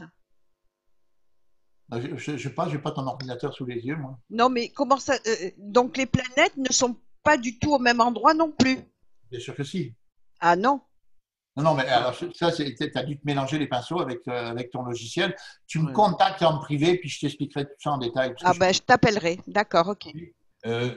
Jean-Paul, alors je n'ai peut-être pas tout suivi, mais il me semble que tu n'as pas répondu à la question sur les couleurs. Oui, ça va pas tarder. Alors Jean-Paul, comme toutes les personnes intelligentes, il a tendance à s'éparpiller un petit peu. Hein. Et puis, c'est aussi quelqu'un qui devrait faire la politique, en sens où quand il a fini de répondre à la question, tu ne te rappelles même plus de la question que tu avais posée. Oui, donc Non, mais Jean-Paul, reprends le fil. c'est tellement passionnant que c'est pour ça que j'ai préféré donner un peu plus de place aux questions pour répondre aux gens que de partir dans une espèce de théorie froide et puis qu'on ne peut pas suivre. Donc, je vais répondre à ces histoires de questions sur les couleurs. Donc, dans mon tableau, là, je vais revenir sur mon tableau. Donc, nouveau partage. On revient sur le tableau. Partager. Voilà. Vous l'avez? Voilà. OK. Là, j'ai la page de gauche, les 5 familles d'aspects, avec toutes ces histoires d'ordre, 33 aspects angulaires. Et à droite, le tableau TDA, l'inventaire des aspects astrologiques. Alors, ce qui s'est passé, c'est qu'en lisant Bill Tierney, la dynamique des aspects planétaires, c'est lui qui a parlé de ça. Et il disait que la division du zodiaque en 12 parties, ça fait des 12 fois 30 degrés, 360, donc c'est des 30, 30, 30, 30 qui se cumulent, donc 30, 60, 90, etc. Je les ai appelés des aspects énergétiques, parce que ce soit un carré, que ce soit une opposition, que ce soit un trigone, il y a beaucoup d'énergie qui passe là-dedans. Alors, la façon dont c'est le carré, on s'aperçoit que le carré, c'est plus difficile à gérer l'énergie en question, qu'on est souvent d'un côté puis plus de l'autre. Dans la superposition, par exemple, Scorpion, Sagittaire, coloré en jaune, si c'est un carré, ben on a affaire à quelqu'un qui va avoir du mal à gérer le côté violence et le côté humanité. Les natures et les tempéraments, les forces et les faiblesses qui sont inhérentes à chaque couleur, tu nous as bien présenté. Mais comment ça a été déterminé que tel caractère, on va le mettre en jaune, celui-là, on va le mettre en rouge, celui-là, on va le mettre en vert? Alors, c'est pas fini, j'ai pas fini. Je peux continuer? Vas-y. Alors, ce que j'avais découvert, c'est que il y avait des aspects qui fitaient pas, qui rentraient pas dans la distribution. C'est-à-dire qu'on avait le 45 degrés, et entre autres le 135, qui rentraient pas là-dedans, parce qu'il y avait un décalage de 15 degrés par rapport aux aspects entre 30, 60, machin, etc. Et j'ai compris un jour dans une consultation, je croyais avoir affaire à un 135 degrés et j'avais affaire à un 165. Puis là, d'un seul coup, tout a allumé dans ma tête et j'ai découvert qu'il y avait des aspects qui étaient décalés de 15 degrés par rapport aux aspects énergétiques. Et l'image que j'ai eue dans ma tête à l'époque, c'est que quand on fait de la mécanique, on a des engrenages qui s'emboîtent les uns dans les autres. Et si on a un engrenage qui a un décalage d'une demi-dent par rapport aux autres, ben, il bloque la machine. Vous voyez? Et donc, c'est pour ça que j'ai fait une distribution des aspects bleus. Et donc, j'ai découvert que ces aspects bleus existaient déjà dans le livre de Chiron de Stein, Essence et Interprétation. Je ne sais pas s'il y en a qui le connaissent, ce livre-là. Donc, ça a été ma deuxième série d'aspects. Après, donc, qui est de colorant bleu. Après, la troisième série, c'est les aspects de mission. Et donc, dans le livre de comment dirais-je, de Bill Tierney, il parle des septiles en disant que s'il y a des septiles dans une carte, il doit y avoir un aspect de mission, une dimension spirituelle aux septiles qui fait que les gens ont une responsabilité sur Terre. S'ils sont venus sur Terre, c'est pour faire quelque chose de spécifique. Et donc, c'est comme ça que le septile, si vous voulez, c'est la division par 7, et qui fait donc 51 degrés. Et donc, ce que je me suis amusé à faire, moi, dans le double zodiaque, c'est à faire en sorte qu'il y ait un écho dans chaque signe. C'est pour ça qu'on a le 25, 51, 77, 103, 128 et 154 qui recouvrent, si vous voulez, toute la surface du zodiaque, avec des aspects de septiles. Et c'est tellement significatif, ces aspects de septiles-là, je peux vous dire que ça roule. Hein. Alors, je suis content d'en voir dans une carte du ciel. Après, donc, les aspects de talent. Alors, les aspects de talent, ça, c'est quelque chose d'un petit peu complexe parce que la plupart des gens, si vous leur dites qu'ils ont des talents, ils disent c'est pas vrai. En fait, c'est donc le quintile, la division par 5 qui représente la maison 5 en astrologie, la créativité, la capacité de se sortir de n'importe quelle situation par la créativité. C'est colorant en rouge, donc, et où c'est très significatif, c'est justement dans les aspects entre Mercure et Vénus, parce que il y en a quelques-uns qui les ont aujourd'hui, là, pour les cartes du ciel que je connais. La relation entre Mercure et Vénus, comme je l'ai expliqué tout à l'heure, c'est une relation de comportement de l'individu face à une situation. C'est-à-dire que si vous êtes dans une réunion, la personne qui a des aspects rouges entre Mercure et Vénus, si vous êtes dans une réunion, puis que les gens parlent, les gens discutent, les machins, etc., la personne avec l'aspect rouge, il ne va pas avoir tendance à intervenir rapidement parce qu'il se fatigue assez vite d'entendre les gens parler et il va avoir à la fin ou au moment donné le goût d'intervenir pour donner un point de vue, de donner sa vision des choses avec une vision intelligente globale dans la mesure où l'aspect de talent réunit Mercure qui est l'intelligence du détail et Vénus qui est l'intelligence du global. Et c'est passionnant à observer. Tous les gens que j'ai consultés avec ces aspects rouges, sans me demander quelle nature d'aspect rouge c'était, parce que je ne m'intéresse plus à la nature d'aspect, mais la couleur uniquement, ils m'ont tous confirmé cet aspect dans leur cas. Après ça, on a les aspects de recherche. Et donc, ça c'est intéressant parce que j'ai une vieille étudiante, que ça fait 25 ans que j'ai enseigné, et sa carte du ciel de cette dame est entièrement colorée en mauve. Avec les aspects de recherche. Et cette pauvre dame, elle est tellement inondée d'aspects de recherche qu'elle est en questionnement permanent. Elle se pose des questions. Cela, est-ce que des questions? Est-ce que je devrais faire ceci? Est-ce que je devrais faire cela? Est-ce qu'il se pourrait que? C'est infini. Donc, l'aspect de recherche, et on le voit bien avec notre Premier ministre au Canada, qui est Capricorne, Sagittaire, colorant en mauve, eh bien, c'est quelqu'un qui est en permanence en questionnement sur le qui je suis. Alors, le Premier ministre du Canada, il se déguise en pingouin, en indien, en amérindien, en cow-boy, n'importe quoi, parce qu'il est toujours en questionnement sur le qui je suis permanent. Vous voyez? C'est passionnant à observer. Ça va les couleurs? D'autres questions? Alors, il y a Claire qui demandait qu'est-ce qui se passe si on n'a pas l'heure de naissance? Bon, on la cherche. Et il y a des personnes pour qui ce n'est pas forcément possible parce qu'ils ont été adoptés, parce que les états civils sont… Mais c'est comme ça qu'on répond au Canada, comme ça? T'as pas l'heure de naissance, tu la cherches? Non, mais je vous taquine. Moi, je ne vais pas au Canada. Hein. C'est dans ma nature. Alors, une chose qu'il faut que vous sachiez, ça c'est Françoise, hein? Non, c'est Anne-Marie. Ok, vous avez la même voix que Françoise. Anne-Marie, alors il faut savoir qu'au Canada, ce que j'ai découvert en arrivant au Canada, c'est que les gens ne connaissaient pas leur heure de naissance, contrairement à la France. Et donc, au Canada, ils ont développé énormément de techniques pour retrouver l'heure de naissance.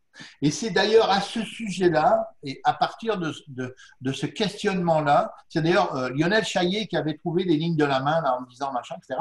Ça faisait partie de sa démarche d'utiliser la chiromancie pour retrouver les heures de naissance. Mais moi, j'ai utilisé une autre technique, c'est justement les progressions logarithmiques d'Ateman. Je pourrais essayer de vous trouver ça, puis de vous le partager. J'ai une image là-dessus qui est intéressante, qui est très significative. Alors, dans mon ordinateur, alors vidéo, archives, alors, maison, harmonique,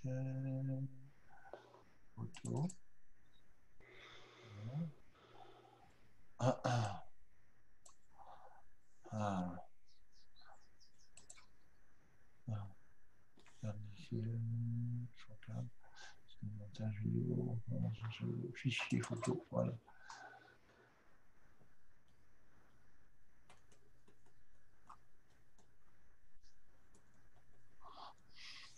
Suspense. Tu trouves? Ouais, je suis pas loin. Je suis pas loin de l'avoir trouvé.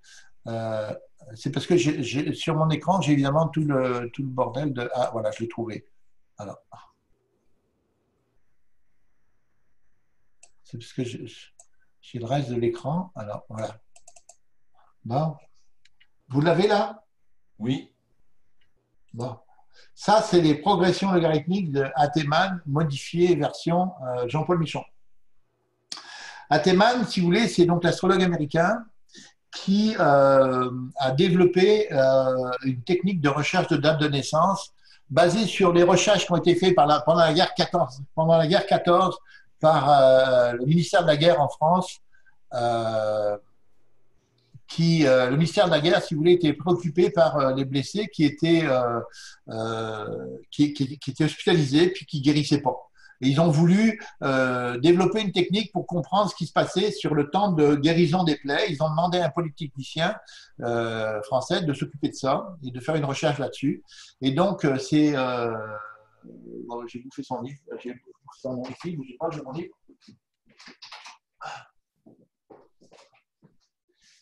C'est le comte de Nouilly qui avait travaillé pour le ministère de la Guerre et dont le ministre de la Guerre était Alexis Carrel à l'époque. Et donc, ce monsieur, il a découvert, en faisant une recherche sur le temps de guérison des plaies, en fonction de l'âge, en fonction de la grandeur de la plaie, machin, etc., qu'il y avait une relation logarithmique. C'est-à-dire que le temps de guérison des plaies était logarithmique, en fonction de l'âge, machin, etc. Et donc, il a développé toute une théorie là-dessus. Et comme il ne s'entendait plus avec Alexis Carrel, puisqu'il y a eu un conflit entre eux, c'est pour ça que Alexis Carrel a écrit ce bouquin « L'homme, c'est inconnu », parce que le comte de Nouilly avait déduit avec son équation qu'on devait parler de réincarnation, d'ailleurs. C'est un sujet un peu complexe. Et puis, Alexis de Carrel a dit tout ce qui est spirituel, machin, c'est le Vatican. Alors, il y a eu un petit conflit à ce niveau-là. Et donc, de Nouilly a été retrouvé à New York. Il a fui la France parce qu'il avait les recherches étaient financées par Rockefeller. Et donc, il s'est retrouvé là-bas. Et c'est aux États-Unis qu'il a édité son livre.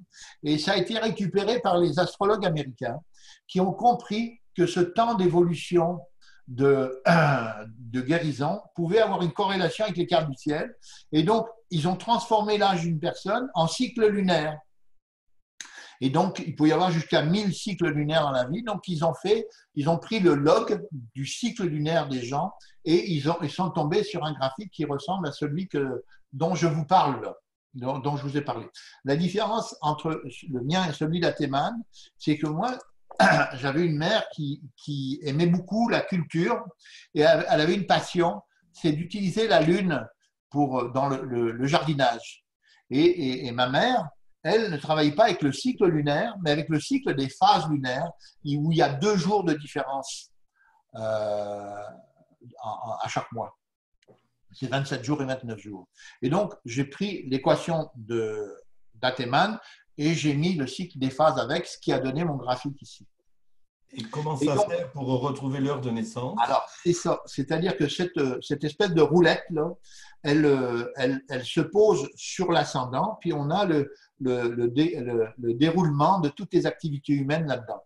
Et quand on ne connaît pas l'heure de naissance, avec un petit peu d'expérience d'astrologie, puis j'ai développé des systèmes de questionnement là-dessus, j'ai donné un cours d'ailleurs à une époque, on est capable de retrouver au moins l'ascendant. Et donc, une fois qu'on a l'ascendant, avec la roulette, on met la roulette sur l'ascendant, et puis en déplaçant, on voit qu'il s'est passé des choses à certaines âges. Alors, on demande aux gens de nous donner des dates qui correspondent à des grandes étapes de leur existence. Alors, il y en a qui vous disent, moi, quand je me suis marié, ça a changé ma vie, j'ai été vivre dans une autre ville, mon mari était riche et puis j'ai vécu complètement. Donc, cette date-là, elle va se synchroniser avec la roue. Et si on a une synchronicité, on retrouve l'heure de naissance. Et d'ailleurs, à ce sujet-là, cette technique-là fait partie du logiciel d'Auréas maintenant, s'il y en a qui ne le savaient pas. Alors, je vais repartager, donc je laisse faire cette roue-là, et je repartage, alors nouveau partage. Tu peux redonner le nom, s'il te plaît? Le nom de quoi? De ça? Alors, de cette technique-là. Alors, oui, bien sûr que oui, nouveau partage. Donc, alors, attends, bouge pas. Parce que j'ai carrément la photo du bouquin. Voilà.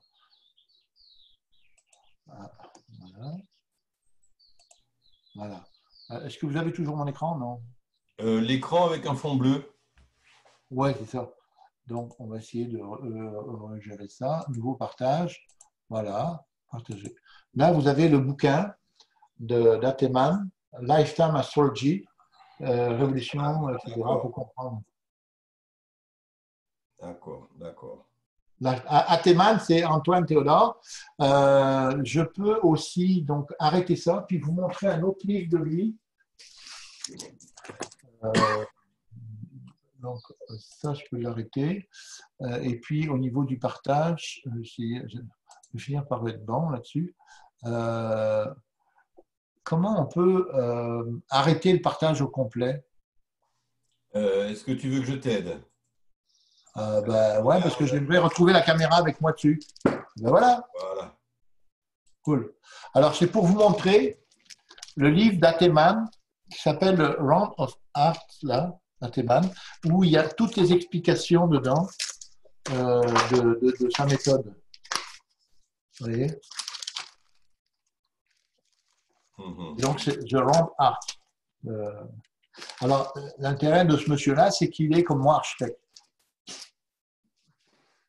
Voilà. Donc, pour reparler de… Alors, on va reparler de partager l'écran, ici.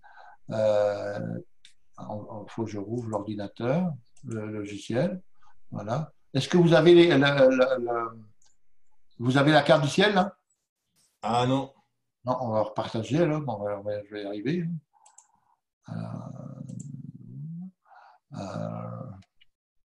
Je ne suis pas très doué. Vous êtes toujours là, oui? Oui. Mais écoute, tu as bien réussi jusqu'à maintenant. Oui. Alors, partager. Non, je partage. Voilà. Là, vous avez l'écran qui n'a rien dedans. L'écran bleu, tout à fait. Fond bleu. Là, vous avez la carte. Là, on a la carte. Voilà. Alors, pour ceux qui ont Astro PC, il y a… fatigue, ça un peu, hein. Dans les directions ici, il y a les directions d'Ateman. D'accord? Et on a ici les directions de révolution synodique et les révolutions lunaires. En fait, c'est les révolutions synodiques, c'est les miennes. Francis, Anthony, il y a plusieurs personnes qui voulaient que je mette mon nom là-dessus parce que c'est moi qui les avais pendus. Sauf que j'ai refusé parce que j'ai dit j'ai assez de batailles à mener avec le double zodiaque. Donc, le deuxième point ici, ça donne les directions les directions logarithmiques. On voit d'ailleurs la superposition parfaite parce que l'ascendant, ils sont superposés parce que c'est un ascendant voilà. On va prendre les miennes, par exemple, vous voyez. Alors, dans la superposition des directions, vous voyez, il y a l'ascendant qui est à 14, là, en scorpion. Donc, c'est là que je suis rendu en termes de progression, vous voyez. C'est cet ascendant-là qui me sert à retrouver des dates. Alors, on peut, parce qu'avec les directions, il y a recherche de dates à Théman, ici, je ne sais pas s'il y en a qui voient. Et on peut, moi, je m'intéresse surtout au niveau de l'ascendant. Donc, on peut ici, planète, désélectionner les planètes, remettre juste l'ascendant, puis juste les conjonctions. Les aspects, on va tout effacer, on va mettre juste la conjonction. Et puis voilà. Donc, là, je peux retourner en 2000, par exemple. On voit chez toi, par exemple, que l'année 86, ça a été une année décisive, une année charnière. C'est par exemple une date qui aurait pu être donnée comme repère pour trouver l'heure, par exemple. Ouais, oui. Donc, tu veux que j'aille en 1900 en fait, c'est la date importante, c'est effectivement 86, mais c'est pas 86, c'est 89. C'est le gros basculement, en fait. Mais on va s'amuser à ça. Donc, je vais ici. Ah non. C'est fatigant cette donc, direction. À Théman, ici, je vais poser. Alors, on modifie les données. Donc, ici, on va revenir en 1980. Je pense que c'est en 89. C'est en fait. Ouais, on va regarder au mois d'août, le 17 août 87, je suis arrivé au Canada. Voyez. Ah, alors oui, alors dans ces cas-là. Non, normalement, 87, c'était là où tu t'installes comme astrologue professionnel. Oui, quand je suis arrivé au Canada. Ah, c'était un an après. Non, je suis arrivé en 86. Hmm. Et puis, j'ai visité en 86, mais le 17 août 87, j'atterrissais à l'aéroport de Mirabel avec mes 4 enfants, ma femme et les mâles, et on avait 13 mâles métalliques, là. C'était la grosse affaire. Hmm. Voilà. Voilà. Voilà. Alors, l'aspect que ça fait, vous voyez, ça fait un aspect avec mon Jupiter. 11,35 et j'ai Jupiter à 11,33. Vous voyez, il y a quelque chose qui s'est passé là. Il y avait Jupiter qui était aussi à 0,051, machin, etc. C'est-à-dire que, voilà. Donc, c'est comme ça c'est à partir de là, vous voyez. Mais donc, cette méthode-là, ben, ça demande de la pratique. Mais ce qui est intéressant de remarquer, c'est qu'elle est intégrée maintenant dans le logiciel. D'accord ? Donc, on peut s'amuser à ça. Donc, moi, dans toutes les consultations que je fais, pratiquement, je fais des petites vérifications sur l'heure de naissance, comme ça, en trouvant des dates importantes. Et donc, j'en demande toujours 2, 3, 4, puis il faut qu'il y en ait au moins 2 ou 3 qui correspondent. Ça marche? Autre question? Alors, il y a Martine qui demande si les aspects sont multiples avec une planète, il y a plusieurs couleurs. Que se passe-t-il? Oh, ça, c'est une grande question. Je vais aller chercher une carte du ciel. Vous avez toujours mon affaire là-dedans. J'ai Astro Client. Tiens, je vais aller chercher ma carte du ciel. Vous voyez ici. Et j'ai le tableau. Voilà. Voilà. Alors, moi, ce que je fais, puis ça n'a pas été, j'ai rien publié là-dessus encore, c'est que pour une maison, donc pour ma carte du ciel, moi je suis ascendant Bélier, Poisson sidéral, et alors je vais chercher pour chaque maison tous les aspects que fait une maison. Donc j'ai la maison 1, j'ai la maison 2, vous voyez, où j'ai un double aspect de blocage avec la maison 4, vous voyez. Ça, c'est une interaction dans la carte du ciel qui est très négative pour moi. Et c'est pour ça que je suis venu au Canada, en fuyant ma famille qui passait son temps à détruire ce que je construisais, pour me casser ma confiance en moi. C'est une des raisons pour laquelle je fais de l'astrologie, c'est cet aspect-là. Donc pour chaque maison, vous voyez, j'ai les aspects. Et voilà. Et donc, il y a un petit chiffre sur le côté, là, 1, 2, 3, 4. Ça montre, si vous voulez, la puissance de la carte, etc. Et on voit donc effectivement, vous voyez ici, 3, 12. 3, 12, ici, on a une interaction ici, sidérale, tropicale. C'est-à-dire que moi, je suis beaucoup fait pour faire des consultations. Je suis bien à l'aise dans les consultations. Et à ce sujet-là, je pourrais vous montrer la carte du ciel de José María Escrivá dans les célébrités. Ici, c'est les religieux. Ici, José María Escrivá ici, pour vous montrer son thème. Voilà. Hop là. Vous l'avez ici? Voyez combien les couleurs, ça peut avoir un impact énorme dans une carte du ciel. Et voyez les chiffres sur le côté, là, je pars de 16, 13, 13, 13, 13, 15, 15, etc. Puis je vais vers 18. Là, il y a une leçon, une très grande leçon d'astrologie avec cette carte, entre autres. C'est que chaque planète peut avoir 10 aspects avec les autres, 9 aspects. Donc, comme on a deux planètes, ça fait 9 et 9, 18. Et ça veut dire que quand on atteint, comme José María Escrivá, là, qu'on obtient à la maison 12 la note 18, ça veut dire que c'est la note parfaite dans une maison. Est-ce que vous connaissez José María Escrivá? Pas personnellement, non. Bon, alors c'est intéressant que je vous en dise un mot.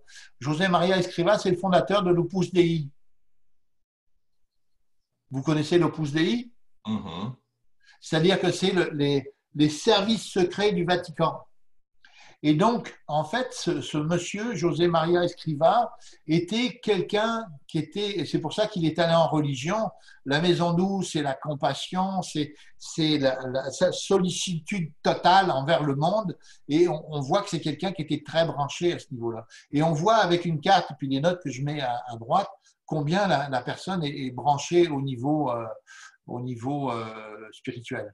Voilà. Okay. Bel exemple. Ok. Vous voulez voir ça? Jean-Paul, oui. Je pense que nous allons pouvoir conclure prochainement. Bon, ok, on enlève le partage. Voilà. Et on revient sur la vidéo. Nouveau partage, donc je mets l'écran 1. Non, comment on revient à la vidéo déjà, tu me disais? Pour arrêter le partage. Ouais. Attends, je vais t'aider. Voilà, comme ça. Non, la vie est belle. Voilà. Alors, je m'excuse de te couper comme ça, mais c'est parfait, c'est ta job. Oui, d'autant qu'il y a une autre visioconférence à 19h15. Donc, je suis par respect aussi pour les autres. Et puis, en plus, moi, en tant que Capricorne, la gestion du temps, ce n'est pas un problème pour moi. Voilà. Donc, ça va. Donc, il faut juste dire aux gens que s'il y en a qui veulent me poser des questions, je suis disponible, mon adresse de courriel, mon site web, etc. Tu peux redonner ton adresse email, s'il te plaît. Oui. L'adresse mail, je la remets dans la partie conversation. Alors, non, mais je fais mieux que ça. Je vais partager. L'adresse email. Partager. Vous l'avez là? J'ai toutes mes coordonnées. Ah ben voilà. Mon adresse mail. On n'a pas l'adresse email. Hein? Non. Ben, je retrouve d'abord sur mon site web, mais autrement, c'est Michon Jean-Paul en commercial yahoo.fr. Alors répète, Michon. Michon Jean-Paul, sans trait d'union, sans espace. Oui. En commercial yahoo.fr. De toute façon, je l'ai déjà mis dans les communications. Hein. Dans les communications, dans les échanges. Là. Oui. Je le en note. tout cas, moi, pour terminer, je voulais aussi remercier Anne-Marie Roussel et je voulais remercier Marc Brun pour leur accueil à la Fédération et pour le travail qu'ils font pour faire connaître l'astrologie. C'est grâce à eux que j'ai été là aujourd'hui. Voilà. Eh bien. Jean-Paul et merci Anne-Marie aussi. Au revoir. Au revoir et à bientôt à tout le monde. Puis on s'en reparle. Alors, donc, je voudrais quand même préciser que s'il y a des gens qui veulent avoir un enregistrement vidéo, le PowerPoint, etc., qu'ils envoient une demande par mail ou à l'AFDAF ou à Jean-Paul, hein, ou à l'AFDAF ou à Jean-Paul, qui leur transmettront ce qu'ils souhaitent. Et s'il y a d'autres questions plus pointues à poser, on a partagé l'adresse mail de Jean-Paul, ce qui permettrait de prolonger un petit peu. Voilà. D'accord. Voilà, bonne soirée à tout le monde. Au revoir Jean-Paul, à bientôt. Au Merci revoir, bien. Marc. Puis Au à revoir. bientôt. Et Au revoir. merci à tous de votre Merci à participation. toi. Merci à toi. Au revoir. Bye bye. Au revoir, merci Une dernière chose avec ceux qui restent. Une dernière chose avec ceux qui restent. Je vais arrêter le partage d'écran. Voilà, je voudrais juste faire, je vous ai parlé de la conférence. Voilà, il va y avoir aussi bientôt, le jeudi 14 mai, un atelier qui sera aussi gratuit, ouvert à tous, tout public, qui s'appelle l'ère du temps, où il y a des astrologues de l'AFDAF confirmés qui vont croiser leur regard d'astrologue sur l'actualité. Ah, super ça. Super. Hein, voilà. D'accord. Et donc, ça sera, comme pour Jean-Paul, c'est-à-dire que ça sera quelque chose de tout à fait ouvert à tous, c'est gratuit. Ça sera ouvert à tous. C'est une idée qu'on a eue comme ça, justement dans le cadre des astrovisios dont Mais je vous attention, parlais. tu ne dois pas dépasser 100 personnes. Hein. Je ne dois pas dépasser. Oui, mais bon, Attention. s'il y en a si ça dépasse 100, tant mieux pour nous, j'ai envie de dire. Voilà. Hein. Et voilà, donc si ça vous intéresse, je pense que là aussi, il pourra y avoir des choses extrêmement intéressantes pour des gens qui sont intéressés ou passionnés d'astrologie. Voilà. D'accord. Merci Marc. Au revoir. Au revoir. Merci à vous. Au revoir. Merci. Au revoir. Au Merci. revoir. Merci, au revoir. Bonne Au revoir. soirée. Voilà.